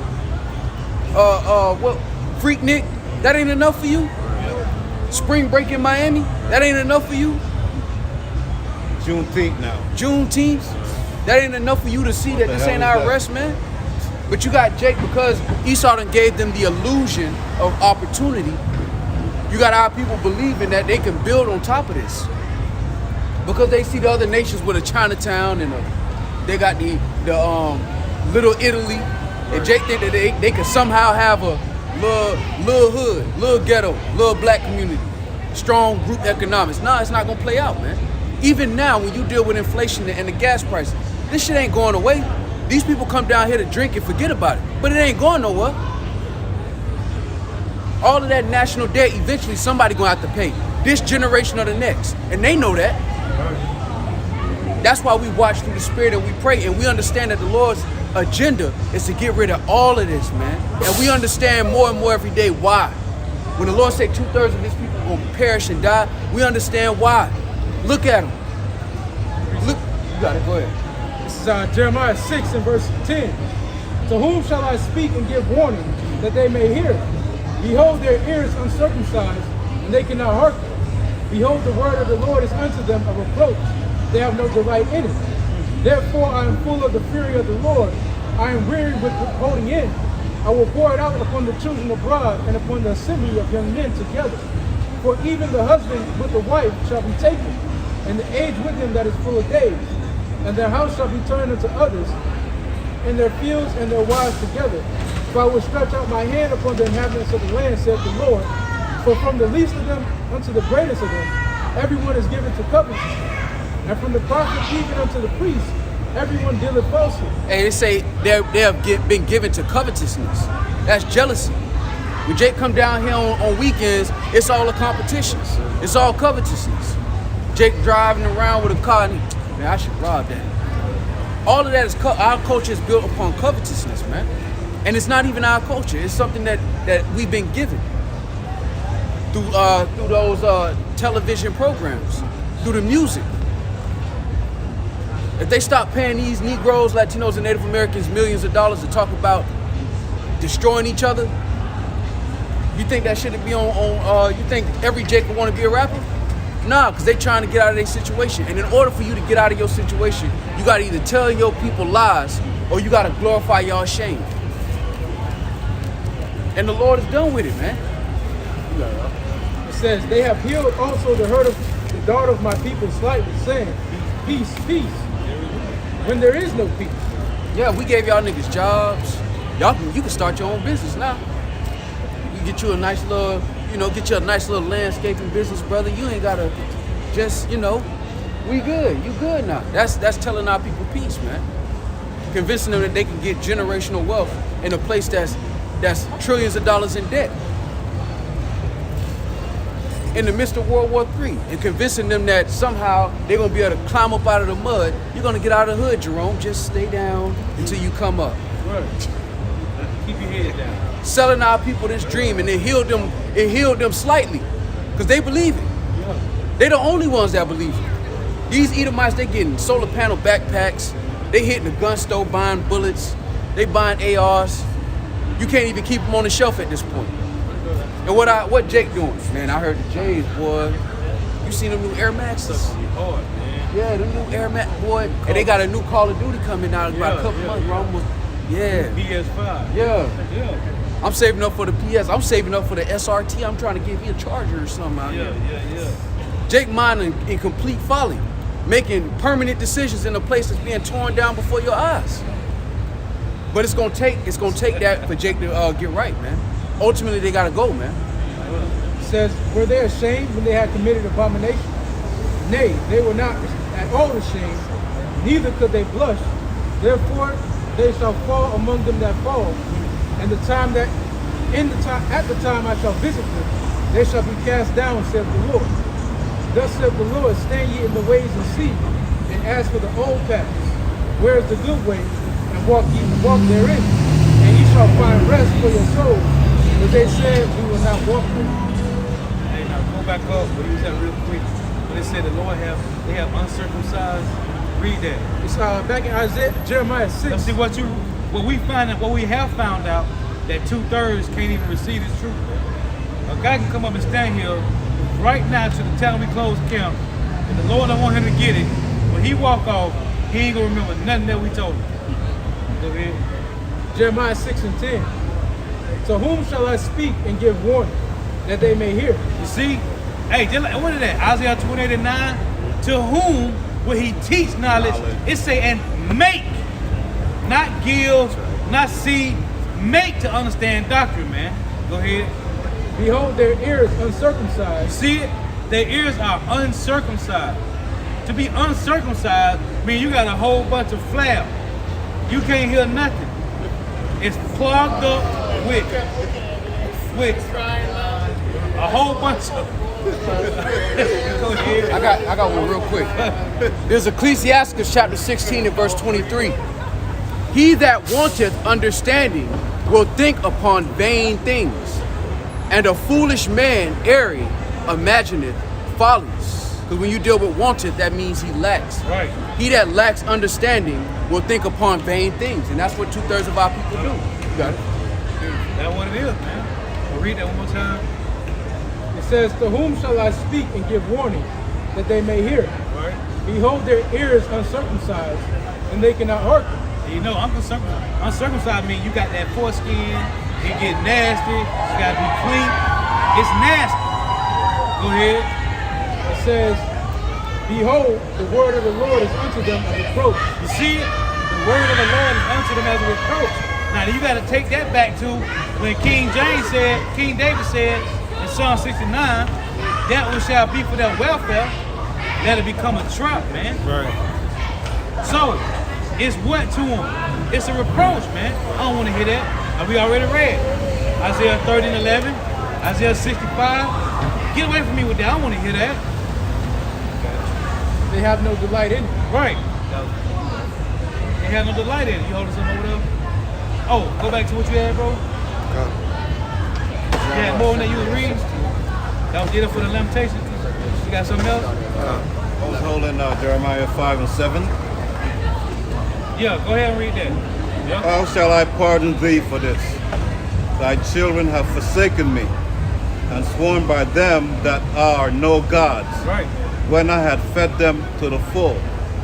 They then committed adultery, and assembled themselves by troops in the harlot houses. And then adultery, we're talking about spiritual adultery, man. We going around following other gods. In Deuteronomy 32 and 17, it said we have followed new gods. They came newly up, man. Jesus Christ is a new God. We didn't know who that was in ancient time, man. Right. And as Apostle Gabar went into it, I did a lesson on that as well. That Jesus Christ came from Serapis Christos, man. Serapis Christos. That's a new God, man. It tell you in 1 Corinthians 12, where Paul said, our fathers, 1 Corinthians 10, passed under the cloud, right? And he said that cloud that followed us was Hamashiach. So it wasn't no Jesus Christ in the Old Testament, man. The Lord showed us with Joshua. Joshua's name is Hawashai. But Moses put the Yah on it in Numbers 13 and called him Yahweh, man. That's why Joshua's name means Savior. It wasn't no Jesus Christ in the Old Testament, man. You got it. Hey, real quick, this is Deuteronomy chapter 6 and verse 13. Thou shalt fear the Lord thy power and serve him, and shalt swear by his name. You shall not go after other gods of the gods of the people, Right. which are round about you. Right. You have to remember that going after other gods in the ancient world meant more than just lighting up incense. It involved abominable acts. In some cases, it involved drinking blood. In some cases, it involved human sacrifice, cutting yourself. So when you hear the scriptures talk about going after other gods, it came with actual actions. And now, this culture with these filthy people, what they celebrate is idolatry. Without a stone that's in front of them. The same acts, the same abominable acts, the same deviant sexual acts, just without the stone and the temple. But in the ancient world, when it says you went after other gods, it means you performed those abominable acts in reverence to those gods. Because a lot of times we think about idolatry as just a stone in your house with incense, and that's wicked in itself. But then it goes deeper than that because they had rituals. The same rituals you hear about these Edomites doing, that goes back to Canaan. That goes back to the gods of the other nations. All right, I believe it's called the cremation of care. When you deal with the Bohemian Grove, that goes back to Molech. All of that is idolatry. We live in a society where it's just all the acts of idolatry without the stones and the temples. Holding something? Yeah. Well, real quick, he was holding Ecclesiastes 16. Okay. Yeah, you can get that. 16 and 11. Yeah, Ecclesiastes. It's Ecclesiastes or Sirach 16. And starting at verse 1. Ecclesiastes 16, like 11.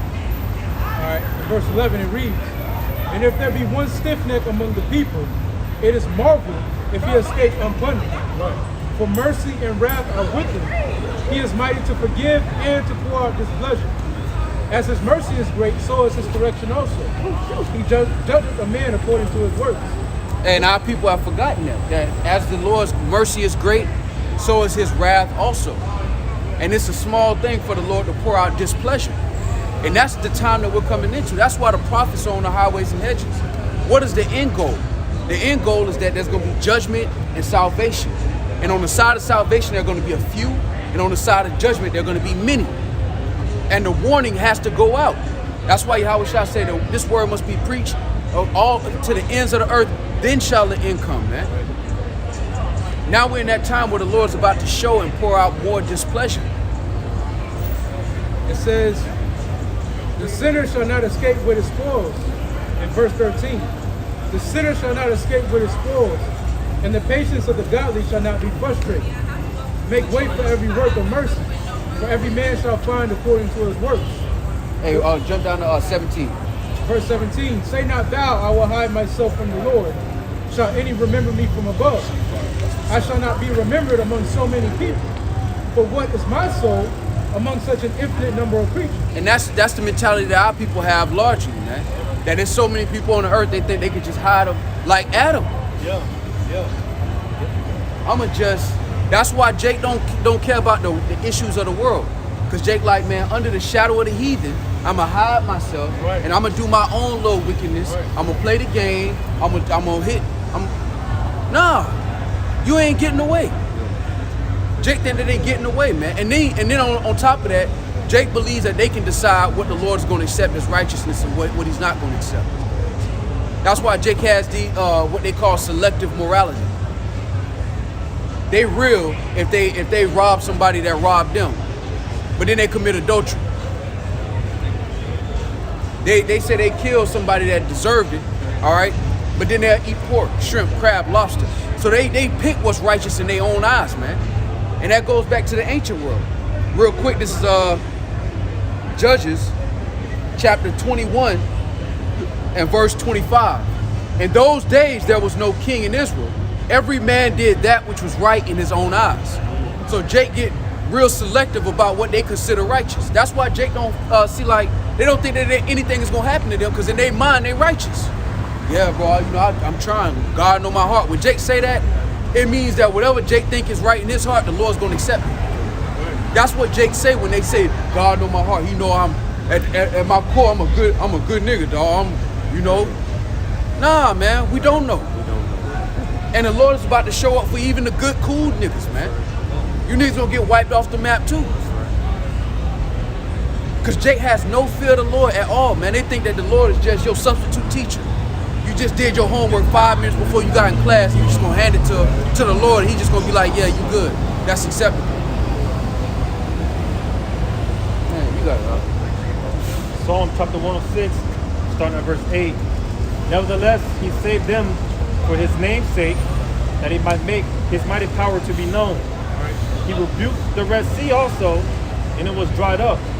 So he led them through the depths as through the wilderness, and he saved them from the hand of him that hated them, and redeemed them from the hand of the enemy, and the waters covered their enemies. There was not one of them left. Then believed they his words, they sang his praise. They soon forgot his works. They waited not for his counsel. See, it said they forgot his works, man. Go ahead. But lusted exceedingly in the wilderness, and tempted the Most High in the desert. And he gave them their requests, but sent leanings into their soul. They envied Moses also in the camp, and Aaron, the saint of Yahweh. The earth opened and swallowed up Dathan, and covered the company of Abiram. And a fire was kindled in their company. The flame burned up the wicked. They made a calf in Horeb, and worshipped the molten image. Thus they changed their glory into the similitude of an ox that eateth grass. They forgot the Most High their Savior, which had gone down, which had done great things in Egypt, wondrous works in the land of Ham, and terrible things by the Red Sea. Therefore he said that he would destroy them, had not Moses his chosen stood before him in the breach to turn away his wrath, lest he should destroy them. And that's why when you read Jeremiah 15, it said, though Moses and Samuel stood before me, yet my mind cannot be towards his people. Go ahead. Yea, they despised the pleasant land, they believed not his word, but murmured in their tents, and hearkened not. Oh, it said murmured in their tents, man. Do they keep telling you niggas, you sinning by proud speech, you wicked niggas. You think the Lord don't hear you, man? Right. You wicked niggas that sin by proud speech. You talk trash on the comment board. You keyboard Israelite niggas. Read it again. But murmured in their tents, and hearken That not. means at your house, in your apartment, you talking trash about the message of the Lord, man.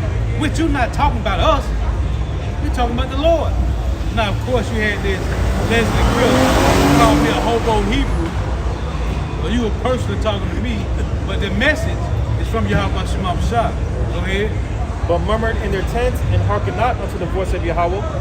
Therefore he lifted up his hand against them to overthrow them in the wilderness, to overthrow their seed also among the nations, and See?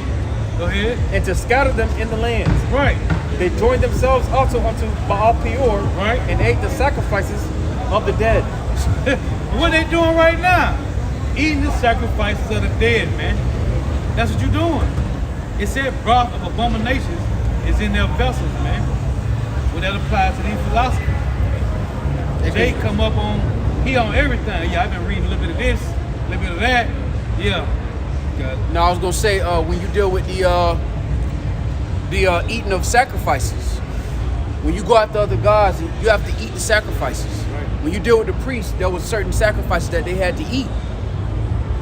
Now, certain animals, abominable animals, would be sacrificed in dedication to these gods, and Jake will eat them, man. And they doing it now. When you go into church and y'all having revival, and y'all have greens and ham at the end of that's eating a sacrifice unto another god. Catfish, the fish fry, Mount Zion Baptist Church fish fry. Y'all got hot sauce and catfish, talking about how much you love the Lord, man. That shit is off. That shit is wicked. And that's why, again, the Lord has a depopulation agenda, and the majority of people are on the list. Lord willing, we're not on it. But the Lord's intention is to get rid of the majority of these people, man. The Lord said the multitude which was born in vain. They were born to do TikToks, save up for a Hellcat, hit the club, some good nights, some bad nights, and then the judgment of the Lord come and get them out of here. It's your turn, check out. That's the majority of our people, that's their goal, that's their purpose in this life.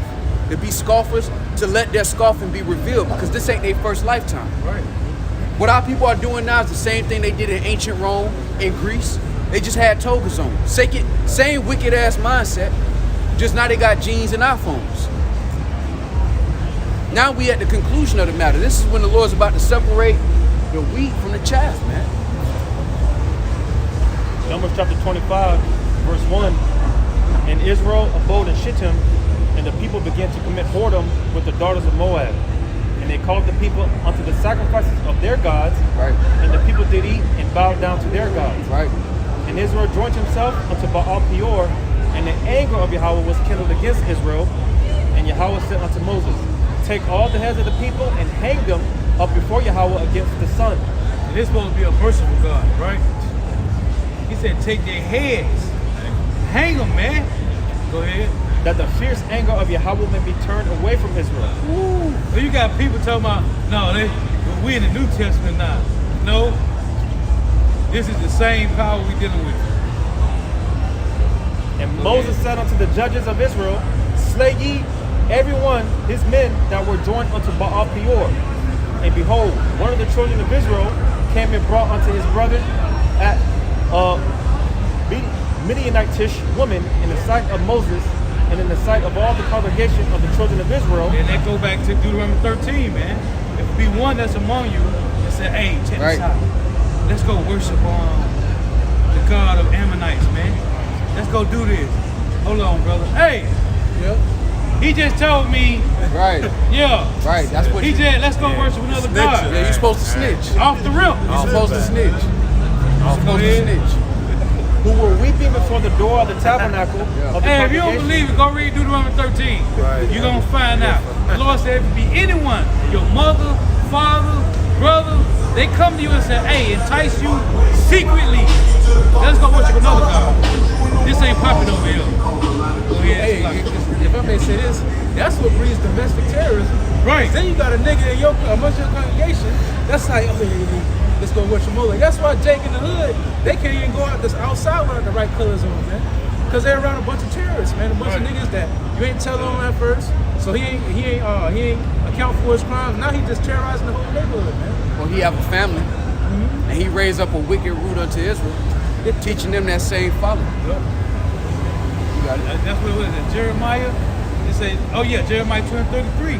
Why trimmest thou thy ways and seek love? Thou hast also taught the wicked ones thy ways, man. You got it. And when Phinehas, the son of Eleazar, the son of Aaron the priest, saw it, he rose up from among the congregation and took a javelin in his hand, and he went after the men of Israel into the tent and thrust both of them through, the man of Israel and the woman through her belly. So the plague was stayed from the children of Israel. Hey, when you go to 2 Maccabees, when you read about Melchizedek, right? It said when Jake and them went to go make the covenant with Antiochus, it said Melchizedek rose up and grabbed the sword and slew him, man. He was slaying Jake that went to go make the covenant with Antiochus Epiphanes, man. Look at that, First Maccabees chapter 2, man. Starting at verse 1, man. That whole chapter. Hey, Judas Maccabee, hey, Melchizedek. Nah, man, we ain't finna do this, man.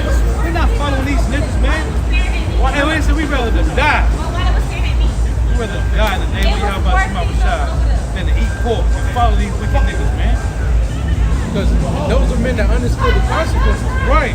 Understood the consequences of what it means to actually go off from the path that Yahweh Shemashah established. Because as soon as we go off from that path, we end up under the Romans. That's it. We end up under the Greeks.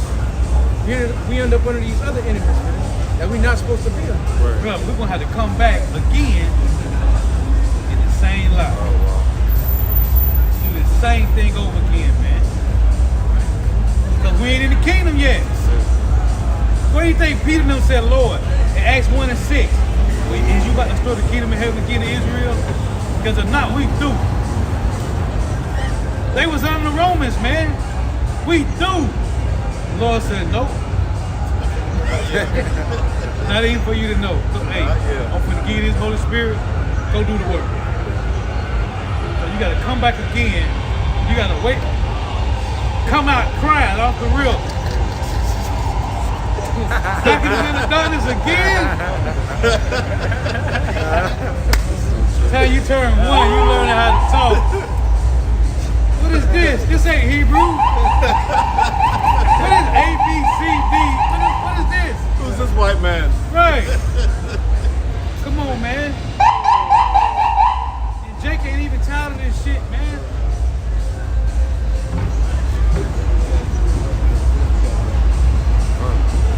This is Isaiah chapter 1 to the point. Verse 2, hear, O heavens, and give ear, O earth, for the Lord hath spoken. I have nourished and brought up children, and they have rebelled against me. Right. The ox knoweth his owner, and the ass his master's crib. But Israel doth not know, my people does not consider. Oh, this dude came past camp some months ago and said, I don't want to be a Jew. I don't want to be a Hebrew Israelite. I want to be an African American, man. That's what this nigga said to us, man. This nigga don't consider nothing, man. That nigga said, I don't want to be a Jew or a Hebrew Israelite. I'm African American. All right, nigga. Or I ain't black, I'm OJ. Yeah. All right. OJ Simpson, he said, I ain't black, I'm OJ. That's Jake got that same mentality.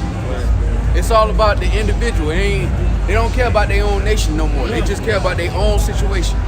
Their own sealed house, like it says in Haggai the 1st chapter. You still on that? Still got more? All right. And then you next, brother.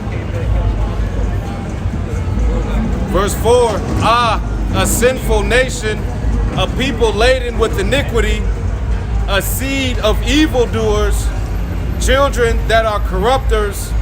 They have forsaken the Lord. They have provoked the Holy One of Israel unto anger. They are gone away backwards. Why should ye be stricken anymore? Hey, they said they are laden with iniquity, man. You ever seen a house get built from the foundation up? Well, that's Jake, man. What was that? Ezekiel 13, it say, mortified with untempered mortar, man. Right. Lies on vanity on top of vanity on top of vanity, man. You got it out. Ye will revolt, slack it. Ye will revolt more and more. The whole head is sick, and the whole heart is faint. From the sole of the foot even unto the head, there is no soundness in it, but the wounds and the bruises and putrefying sores, Salaki, they have not been closed, neither bound up, neither mollified with ointment. Hey, and they tell you in Jeremiah, man, that Jake can't be healed, man. It said wounds and bruises. What did it say? No, the one in Jeremiah 30. It said incurable wounds and bruises, and you have no healing medicine. Because Matthew, we read it earlier, Matthew 9 and 12, Yahushua said, he comes to them that are sick. Those that are whole don't need no physician. What is that? Ecclesiastes 10 and 10, the physician coming to cut off a long disease, man. Who is the disease? Esau Edom, man. The so-called white man. You gotta go. You got it. Your country is desolate, your cities are burnt with fire. Your land, strangers devoured it in your presence. That's the land of Israel, man. That's our forefather land, man. Okay, that was given to Jacob, man. You got it. And it is desolate as overthrown by strangers. And the daughter of Zion is left as a cottage in a vineyard, as a lodge in a garden of cucumbers, as a besieged city. See, we pilgrims on the earth now, because we have no dwelling place. We don't have no dwelling place, man. We don't have no certain dwelling place. We pilgrims on the earth, man. You got it. Hey, if I can say this, when the scriptures describe us as a besieged city, when you did a besieging in the ancient world, that means nothing comes in or comes out without your consent. So whatever nation surrounded your city, they determine what comes in and comes out. And when you do a true besieging, nothing come in and out. Right. That's why the scriptures describe us as having to go to our enemies for the want of all things. We're besieged. We don't make anything for ourselves. We have to go to other people who own these industries for all of our wants and our needs. That's a besieged city. Because a city is a people before it's a place, man. Hey, 18 months, Babylonians surrounded Jerusalem. 18 months, the Romans surrounded Jerusalem. You know how, hey, whatever food you got in your city, when they get besieged, that's it, man. What happened? The food gonna be gone in about a week. That's the most. Maybe 3-4 days, man. Yeah. And that's why when you read in 1 Corinthians, 2 Kings 8, when it said the women were sodding their children, man. Eating, it say dove's dung. Yeah, man. Eating, hey, listen, man. It's gonna happen again, man. And Jake out here playing games. Like we in the best time ever, man. And what did the king say to him? He said, the Lord don't help The you. Lord don't help you. Time out. And that's why the Edomite, they came up the other week talking about what are y'all doing for the homeless people. What we hit them with. 1 Samuel 2. The Lord bring us down and lift us up. It said the Lord raised them up out of the dunghill. If the Lord can't help you, ain't nothing we can do. First off, we got this word for you. That's the best way. If you don't right, I can't eat no books. What DMX told Nas in the movie Belly?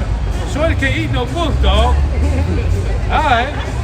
Well, you can spiritually eat this roll right here. Right. You got it. Just real quick, this is 2 Kings chapter 6 and verse 25. No, I started 24. Yep. And it came to pass after this that Behadad, king of Syria, gathered all his hosts and went up and besieged Samaria.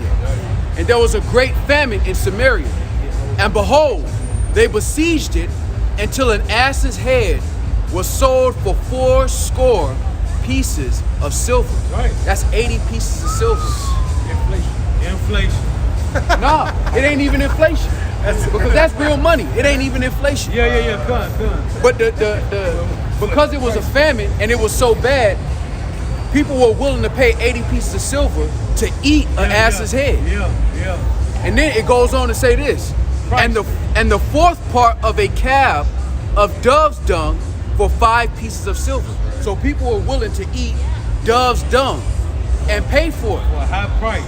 So you have Top dollar. men in Israel who were selling for 5 pieces of silver. They were selling dove's dung to eat. Right. Because the famine that got so bad. Hey, that's how it's gonna get now.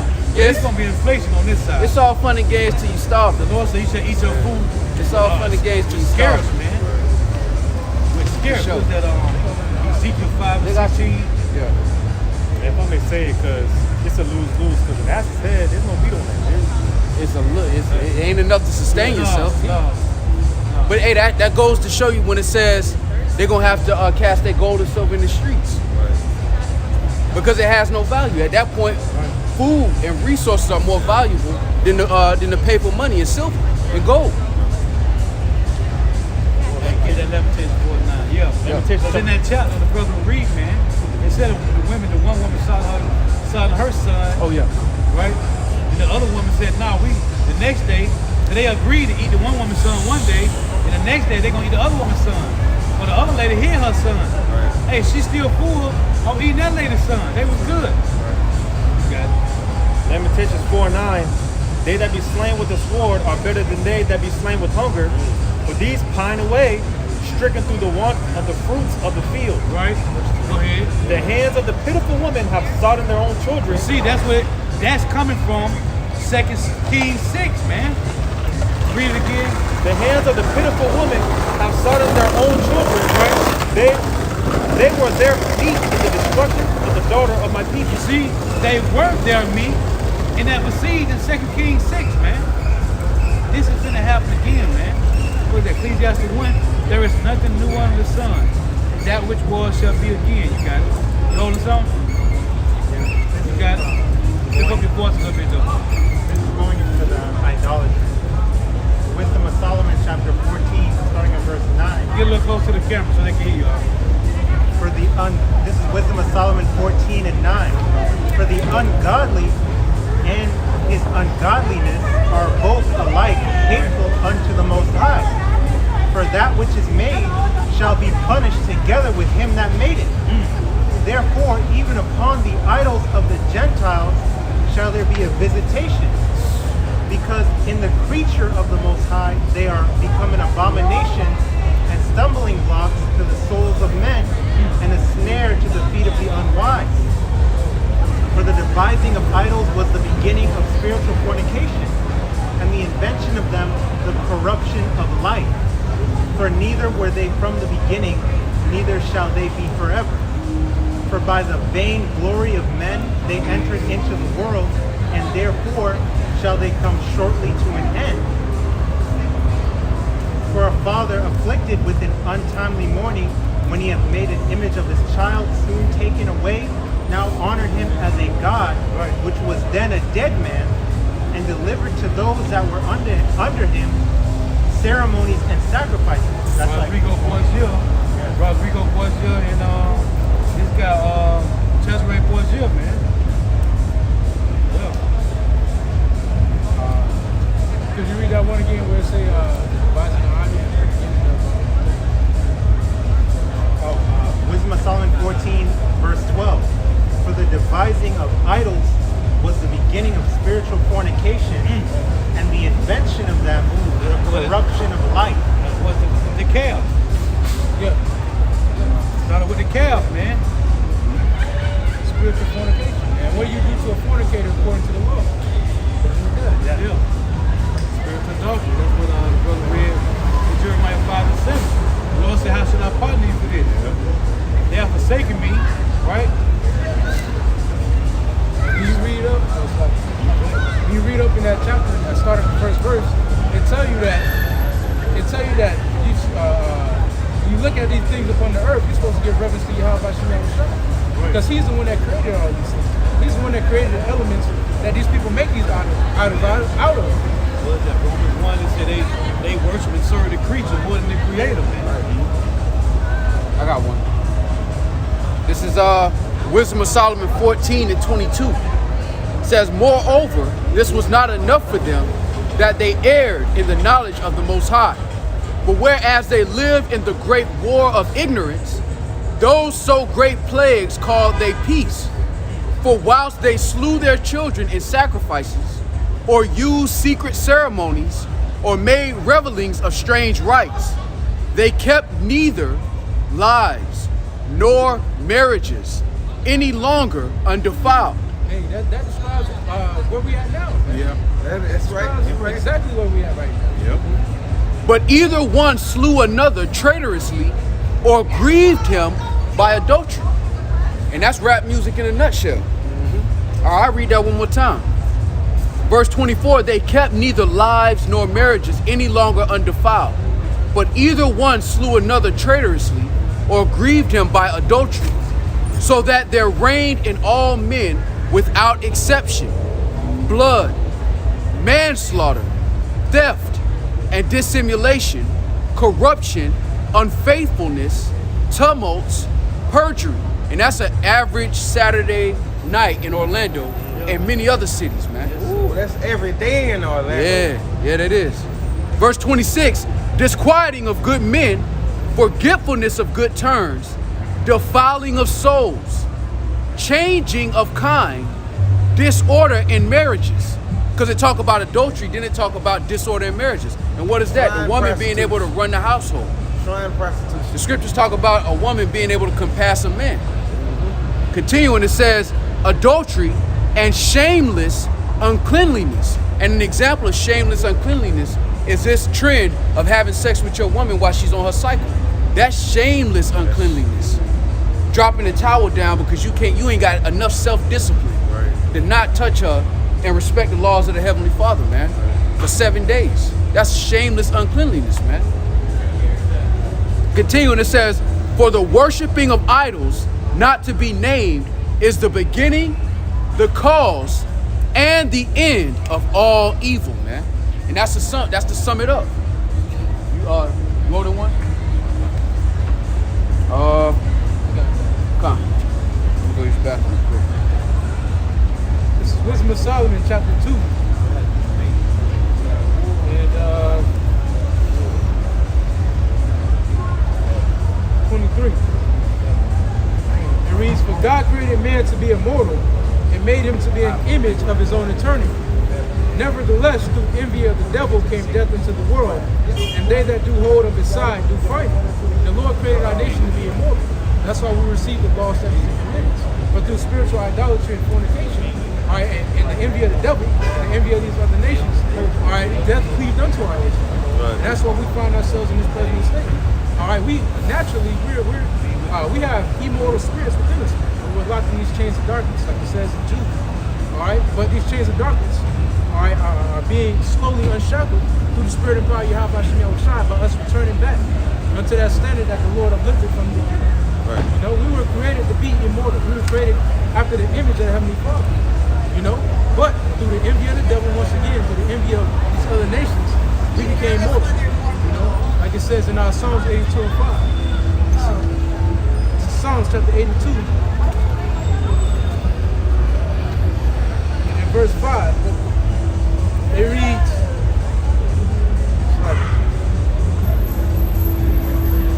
it says,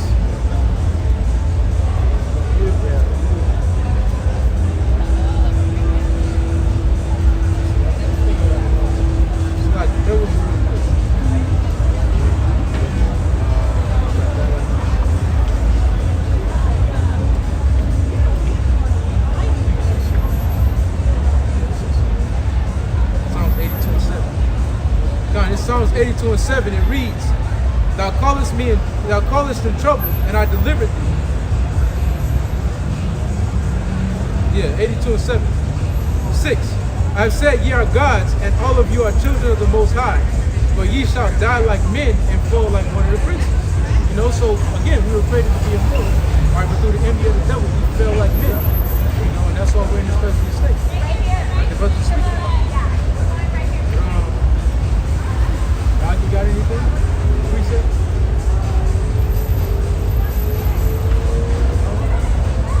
Question?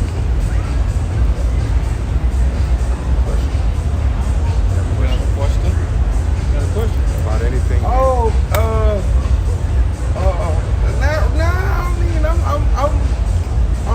I'm feeling y'all right now, you know. All praise to the Most High for y'all.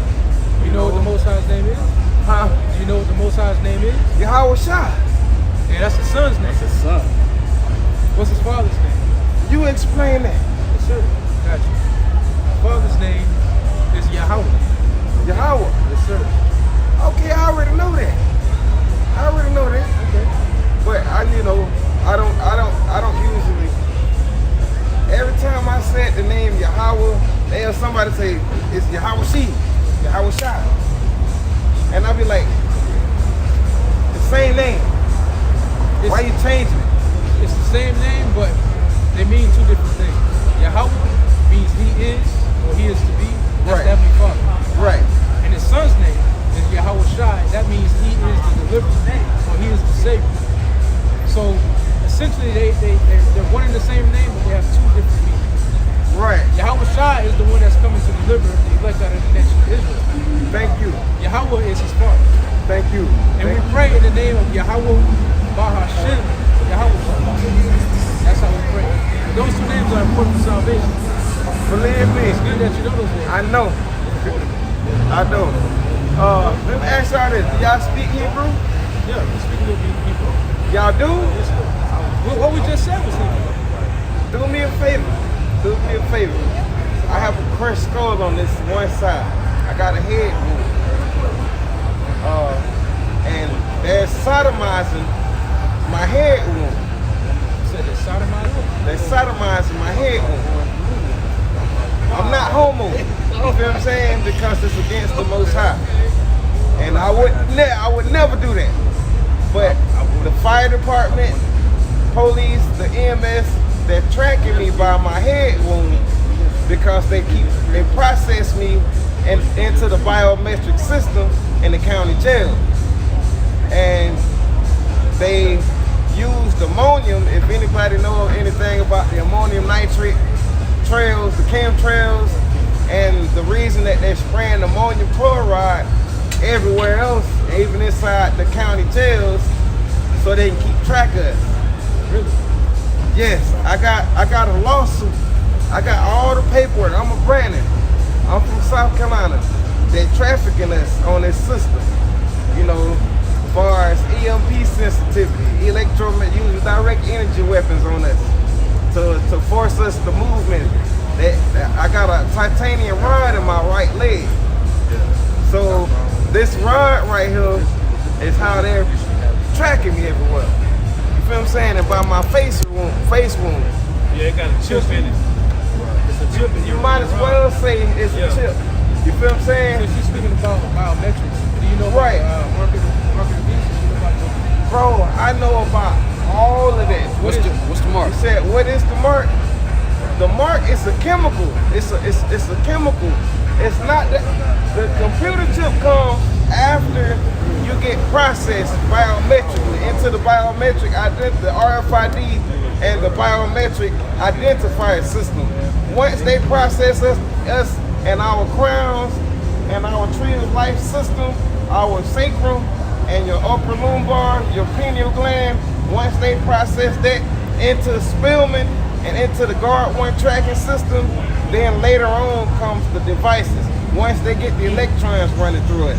You feel what I'm saying? That's why they wear tactical Garmin watches, because those watches are used to monitor our vibrations. It's like to sterilize us, sterilize our reproductive organs, sterilize your heartbeat, sterilize your voice box, sterilize your pineal gland. Basically brainwashing us.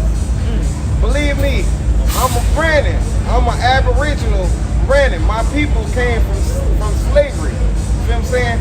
I know this for a fact because my grandma was an Easter Star. She's from the order of Japheth, the heroines of Jericho. You feel what I'm saying? And they processing her memory right now. The Hillbilly Clan, all of them is processing her right now because I'm a Brandon. You feel what I'm saying? Our people's supposed to get reparated, but in order to get reparations, we got to get out here and fight for it and let it be known. Listen, this. True reparations is going to come from Yahweh. It's because of the sun. Huh? No, Because of the sun. he's telling you the true reparations is going to come from the Messiah. Yes, When he he's in returns. us. He's in us. You know, that's what that's what me and the Hebrew Israelites brothers down the street just got into into an argument about, because I took them to the book of Malachi, and I told them, they keep talking about Jesus. Jesus this, Jesus then I let them know I don't believe in Jesus. You feel what I'm saying? Who you believe in? I believe in Yahweh Shah. Okay. You feel what I'm saying? I don't believe in that letter J because the letter J was a crooked. You know, you might as well take a king and say you're doing a magic show. Okay. You know what I'm saying? Okay. And I explained that to them. When they're talking about the Son of Righteousness being baptized in us, it's talking about the Son. You know, if you read the book of Malachi and chapter 4, it tells you S-U-N, not S-O-N. It says the Son of Righteousness shall be born in us. That's our melatonin. You know? It's talking about the truth. Right. It's talking about the truth shining. Right. To the elect, to the hopeful elect. Right. When I walk outside, believe me, I see my image in the sky. You know? But if I can say this, it's deeper than melatonin. The truth is deeper than. Oh yeah, it's way deeper than that. It's way deeper. What that means basically is the truth shine according to the Right. Meaning that the knowledge and wisdom of the Lord will return back to truth. Right. So it's not talking about sun worship. What you're talking about is sun worship. No, I don't worship. Listen. When you say that the sun, when it says the Son of Righteousness in Malachi 4, it's talking about the truth. The Son of the righteousness, the truth shall rise with healing in Can his you go wings. to Malachi 4? I got it. It says Malachi 4, and I'm gonna start at 1. For behold, the day cometh that shall burn as an oven, and all the proud, yea, and all that do wickedly shall be stubble. And the day that cometh shall burn them up, saith the Lord of hosts, that it shall leave them neither root nor branch. Right. But unto you that fear my name shall the Son of Righteousness. How is that spelled? It's spelled S-U-N of righteousness. Arise with healing in his wings. Is the Son of him? I have a red circle. When I close my eyes, I see the clouds. I have a red marking, a red seal that came from the sun. You going too far out, brother. You gotta stop reading those other books, brother. It's not talking about the physical. Listen to this. Listen to this. Read that. I'm sealed. I'm sealed. Sealed with what? I'm sealed. Sealed with what? By the sun. I'm sealed. I'm actually marked from the sun. I have a sun marking in me. I'm sealed. Okay. So when I'm being like if my tailbone is being sodomized, I can see it. I mean, I can look at myself and see my own image. Listen, read that. Listen, Psalms 19. The heavens declare the glory of the Heavenly Father, and the firmament sheweth his handiwork. Listen. Day unto day. Read it again. It says the heavens declare the glory of the Heavenly Father, right? And the firmament sheweth his handiwork. What's in the firmament? That's glorifying the works of the Lord. Right. No, what's in the firmament that's glorifying the Lord? You said what's in it? Yeah. Read it one more time. It says the heavens declare the glory of the Heavenly Father, right? Right. And the firmament sheweth his handiwork. What's the firmament that's showing the Lord's handiwork? For one thing, the firmament that's showing his handiwork would be the body of the two witnesses.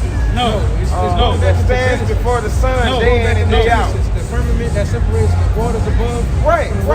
So it said the firmament showeth forth his handiwork. So what's showing forth the Lord's handiwork? It said the firmament. What is that?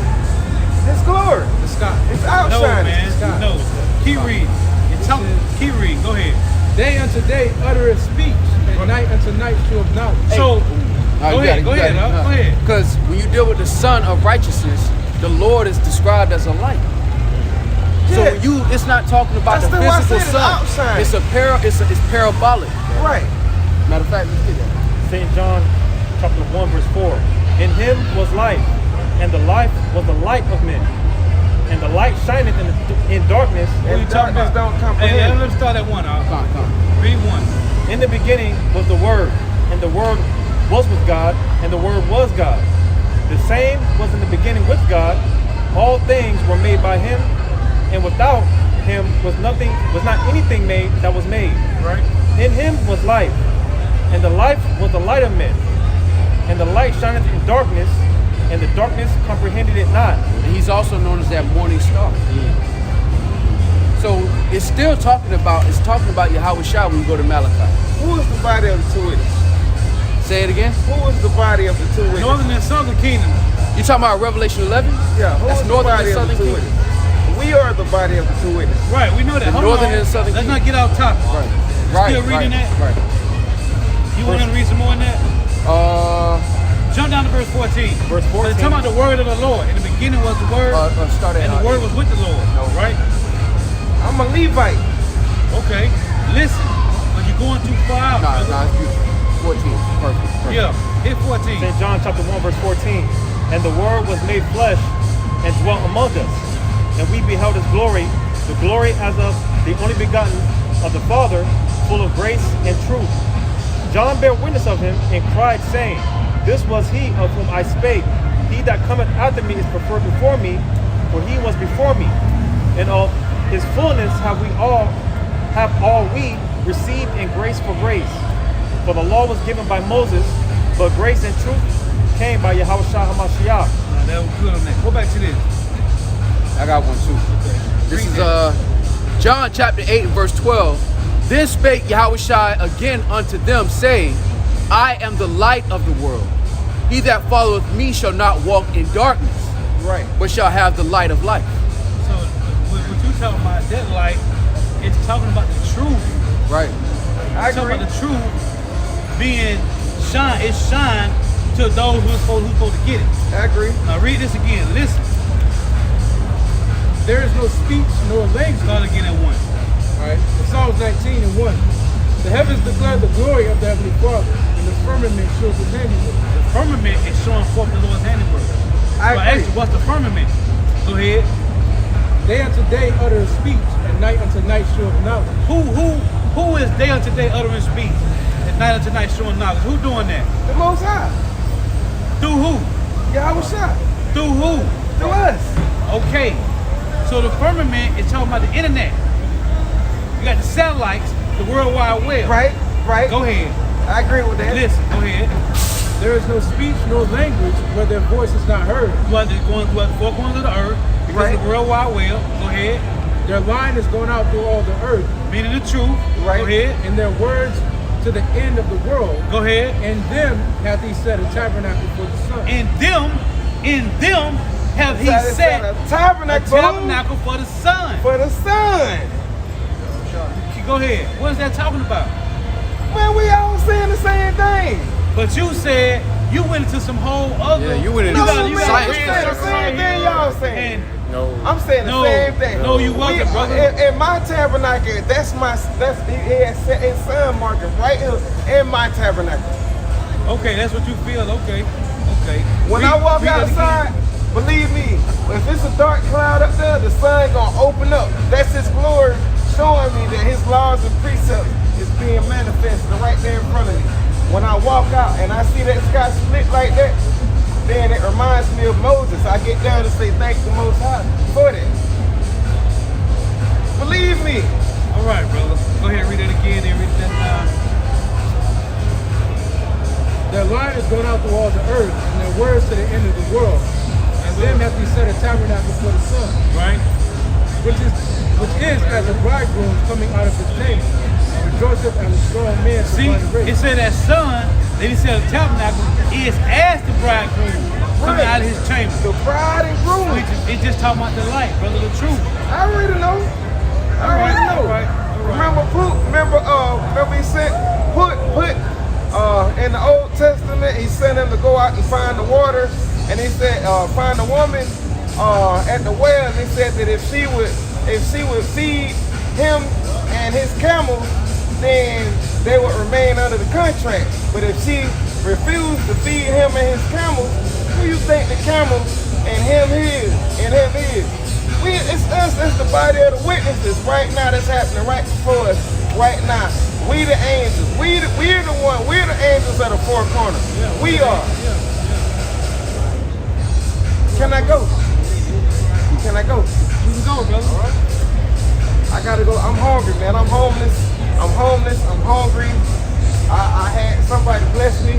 I want to say I love y'all, man, because y'all my brothers, man. Y'all my family, bro. Family. Hold us over there, the Family. Family. I love y'all, bro. Love Come. y'all. Y'all stay safe. This is Y'all got Psalms. a question? Stay blessed up. All right. Stay blessed up. Stay blessed up. I love that. Pisces. know about Pisces. it? I am too. Yeah, you know, I know, like, Fishgate. Fishgate. my brother tried to do this. You believe it though. Of course. What you gonna do about it? Fishgate. So you know you can't stand over there forever, brother. You gotta be over here where we at. Yes, I already know.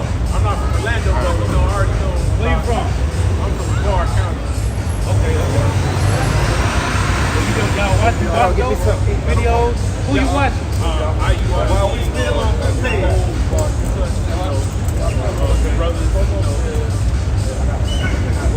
You can't stay on that side forever, brother. Do you know what the mark of the beast is? Yes, sir. I know the, like, market. Huh?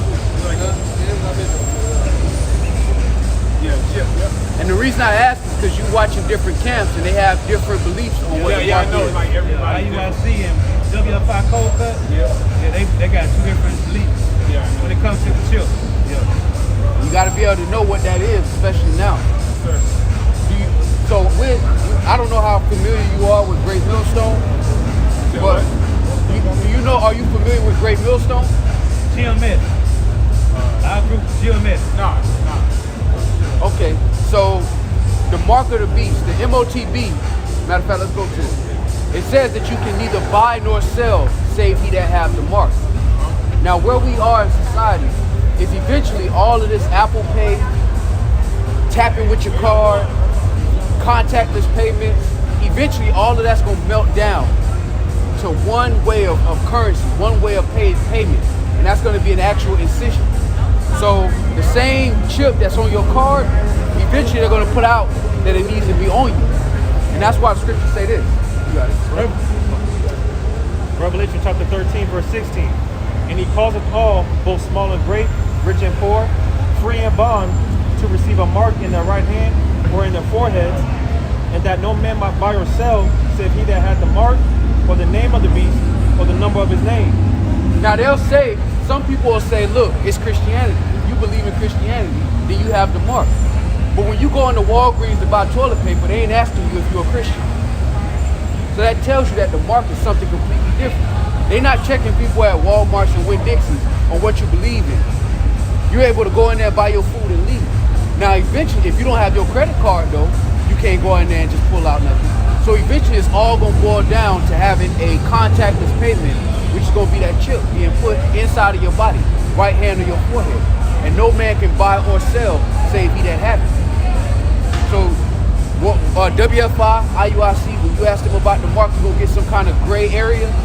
We just going to let you know the straight skinny. And it's up to you. If you receive it, you receive it. If you don't, you don't. If anybody else tells you otherwise, just look at the way society is being engineered. Everything is going different. And eventually, like the brother said, all these forms of payment are going to go either in your right hand or your forehead. The Lord told us not to take it. And even when you look at Bitcoin and NFTs and Web3 and Metaverse, it's all talking about a consolidation. They're moving to something different. Because right now, Bitcoin, without your phone, you don't have access to it. And they don't have ATMs set up for it right now, but you need your phone for it. Now the argument is going to be like, well, I can just steal this man's phone, and then I got access to all his Bitcoin. So eventually they're going to consolidate it down to, look, you got to have something on you. When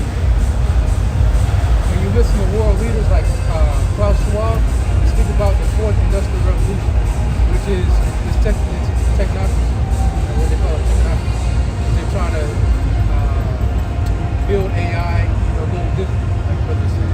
But another thing too, you say you listen to IUIC, I know they call on Christ and Jesus. Do you know the real name of the Heavenly Father and His Son?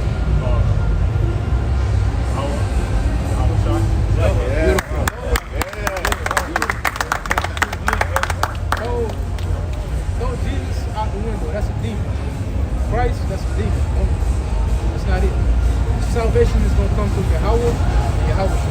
And when you see watching WFI, so you got the name. You just gotta study and do more and watch and see what's going on. But everybody ain't telling you, they ain't giving you the whole truth. They give you bits and pieces. Because what sure. The reason they ain't mentioning about the MOTB because they ain't sure. They don't want to come back some while later and say, see, we told y'all that ain't it. There's nothing else. That's it. Everything is leading to that. So just be concerned when you watching and yeah. I got one real quick. It's Romans 14:5. One man esteemeth one day above another. Another esteemeth every day alike. Let every man be fully persuaded in his own mind. So you got to look between all of these different things, and you got to be fully persuaded in your own mind. And that's why we exhort you to study, especially with the mark of the beast. Because we in that time, if you believe it's the end time, then knowing what the mark is extremely important. Right. So like, how would you study? Like, how do y'all like study? Watch videos. Yeah, watch the videos. Get your Bible. King James 11 or King James Version. Highlight it. When I first started, I get a pen and box pen of verses. Highlight them different colors.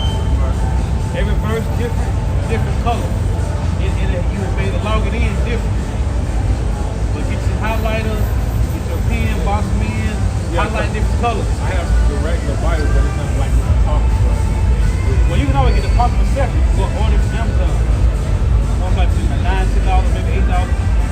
Yeah, they watch the video. Now we gonna tell you watch Great Millstone and watch all the other cameras.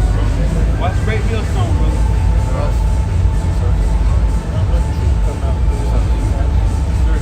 Second, you got it. 61. Second Ezra chapter 7.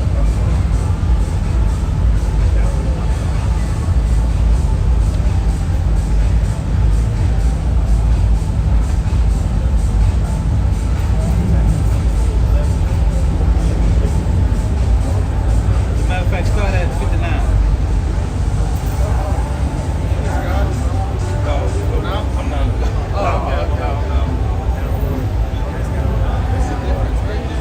Go ahead, you got it. Second Ezra chapter 7, verse 59. For this is the life whereof Moses spake unto the people while he lived, saying, Choose thee life, that thou mayest live. Nevertheless, they believed not him, nor yet the prophets after him. No, nor me which have spoken unto them, that there should not be such heaviness in their destruction, as shall be joy over them that are persuaded to salvation. I answered then and said, I know, Lord, that the Most High is called merciful, and that he hath mercy upon them which are not yet come into the world. Read it one more time. How you just read 15 and 4. 14 and 5. Read that again. 59. 59. For this is the life whereof Moses spake unto the people while he lived, saying, Choose thee life, that thou mayest live. Nevertheless, they believed not him, nor yet the prophets after him. No, nor me which have spoken unto them, that there should not be such heaviness in their destruction, as shall be joy over them that are persuaded to salvation. That was the one that them are persuaded to salvation. And to tell you what that second Corinthians, right? We persuade men. Through the terror of the Lord, we persuade men. Hey, link that with Luke 14 and 23. Yahushua said, go to the highways and hedges and compel them. Compel is another word for persuade. Go ahead. No, you got it.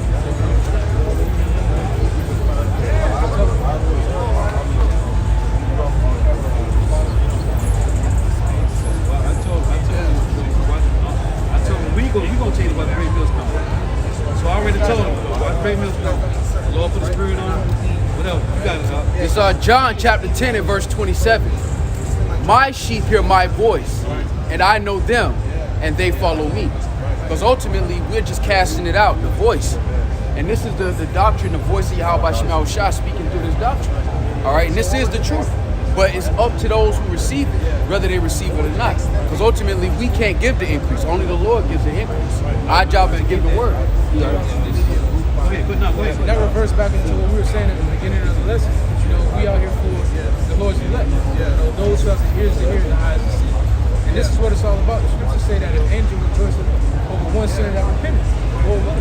You know, but this is why we're out here, because each time we come out here, not only do we tear down a piece of Babylon, but we build up a piece of the kingdom of heaven. You know, and by a brother coming up and actually repenting in sincerity and truth, that's a piece of the kingdom being built. That's another spiritual brick being added into the temple. This is our 1 Corinthians 3:6. It reads, I have planted, Apollos watered, but God gave the increase. So then neither is he that planted anything, neither he that watered, but Yahweh Shema Mashah that giveth the increase. Like that parable of the fishes and hers in Jeremiah 16. What does the fisher do? He plants that bait in the water.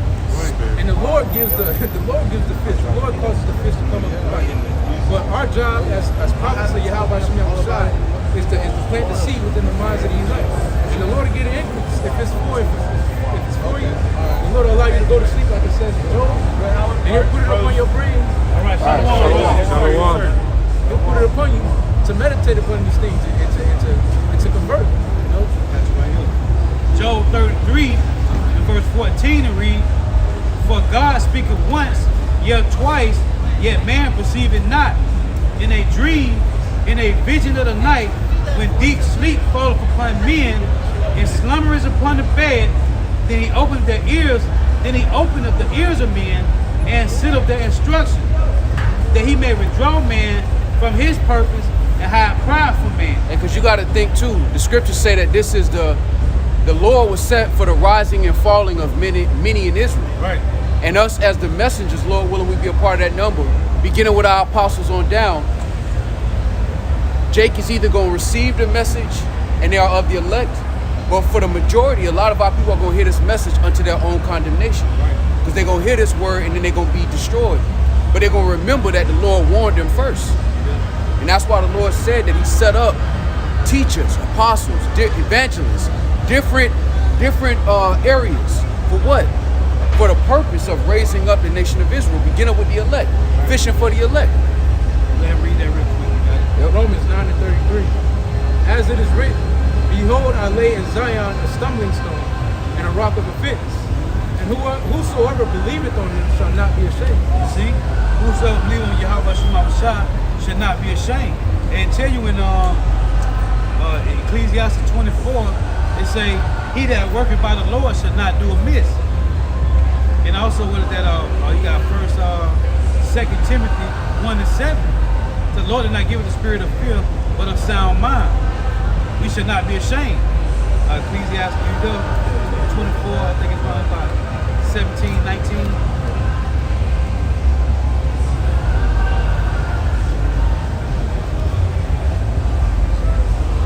Start right there.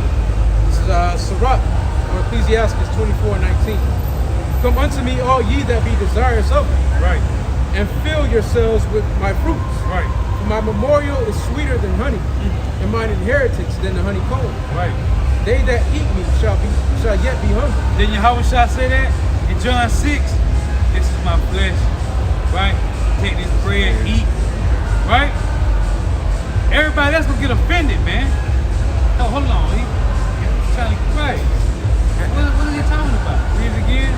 It says, they that eat me shall yet be hungry, Right? and they that drink me shall yet be thirsty. Hold on, didn't the Lord say eat his flesh and drink his blood? He said that. Go ahead. He that obeyeth me shall never be confounded, Never be confounded, man. Go ahead. and they that work by me shall not do amiss. You shall not do amiss, man.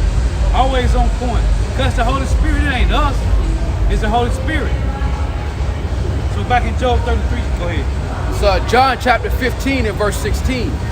Ye have not chosen me, but I have chosen you, and ordained you that ye should go and bring forth fruit, and that your fruit should remain, that whatsoever ye shall ask of the Father in my name, he may give it you.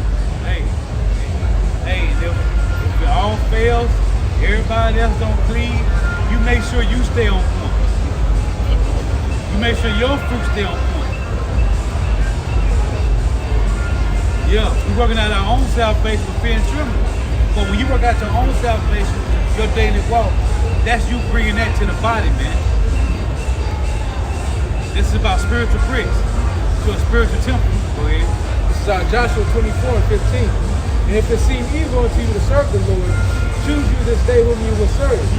Whether the gods which your fathers served that were on the other side of the flood, or the gods of the Amorites in whom the land ye dwell. But as for me and my house, we will serve Yahweh by Hashem Yahushua. Right. Back in Job 33, it say, verse 16, then he opened the ears of men and sealed their instruction, that he may withdraw man from his purpose and hide pride from man. He keepeth back his soul from the pit and his life from perishing by the sword. It say keep it back. It say he keepeth back his soul from the pit. What is that? Isaiah 41 and 15.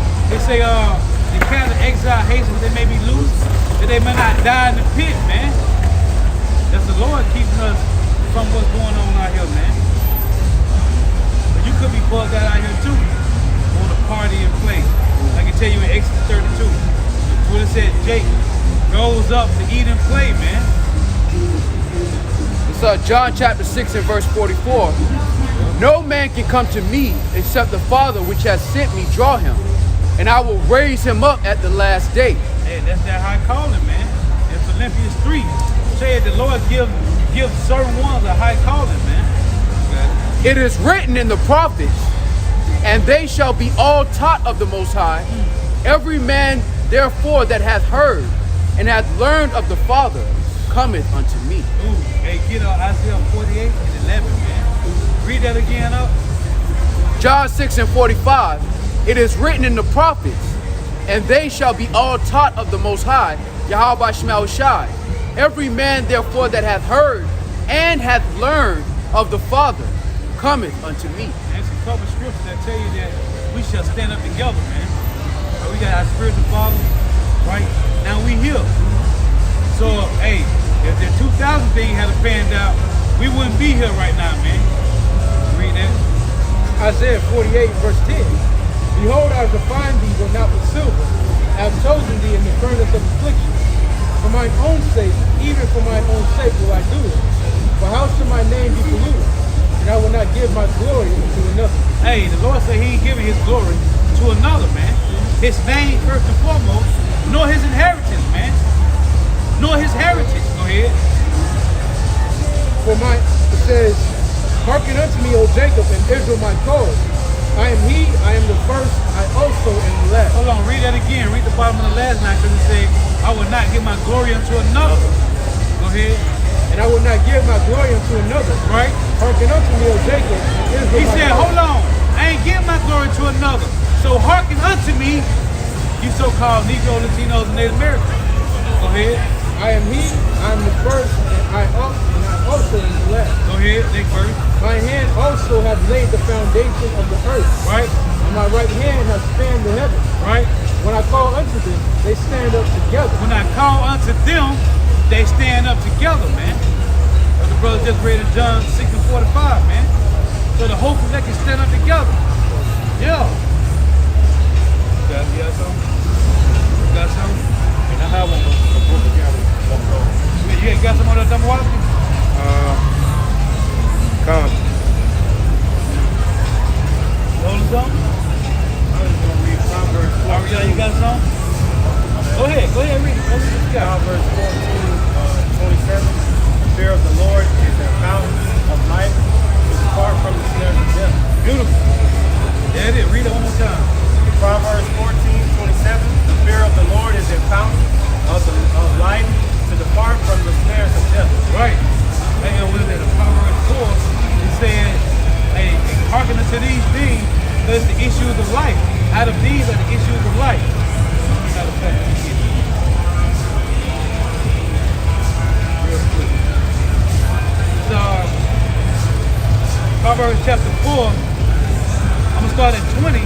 My son, attend to my words, incline thy ear unto my sayings, let them not depart from thy eyes, keep them in the midst of thy heart. They are life unto those that find them, and health to all their flesh. Keep thy heart with all diligence, for out of it are the issues of life. They could tell you in Psalm 68 and 20, it say, from the Lord come what? The issues of death, man. Right? trying to seek is the issues of life. Go ahead, double walk through them you got. Come, this is John chapter 17, verse 12. While I was with while I was with them in the world, I kept them in thy name. Right. Those that thou gavest me, I have kept, and none of them is lost, but the son of perdition.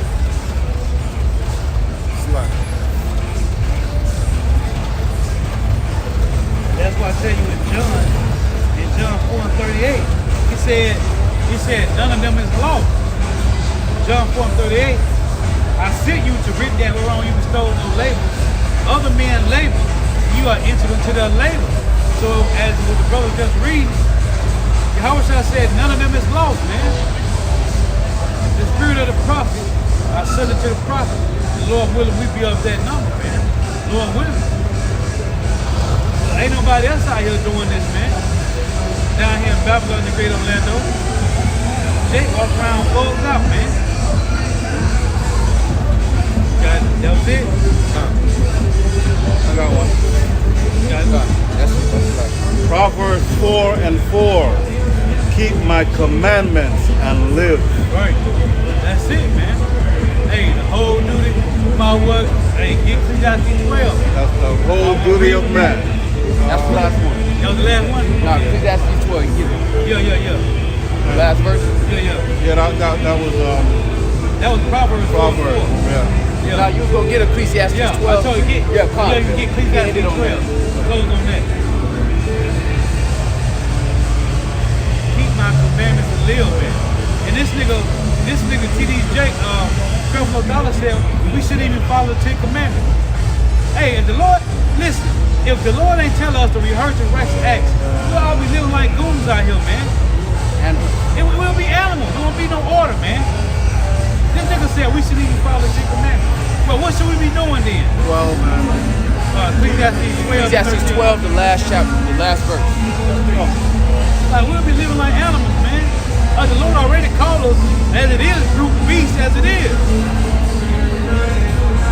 What is that in Peter? We already living like beasts. 2/3 of our people is beasts, man. And they get it from the beast. Right. You got it. Ecclesiastes 12:13. Yep. Let us hear the conclusion of the whole matter. Fear God and keep his commandments, for this is the whole duty of man. Fear Yahweh Shema Shah and keep their commandments. This is the whole duty for you Israelites, man. That's it. It's Revelation chapter 3 and verse 10. That's the RFID microchip, all right? The RFID Karagma. All right? And that's going to be implemented very soon, man. Lord willing, we are part of that number, man, that we be saved from that hour of temptation. Behold, I come quickly. Hope that fast thou hast, and no man take thy crown.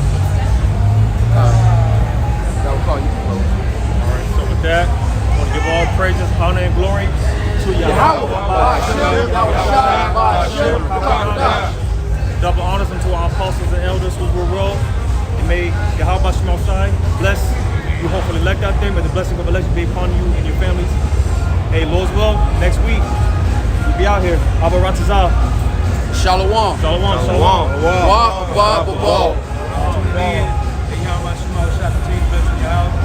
Stay prayed up. One for your precept. Shalom. Shalom.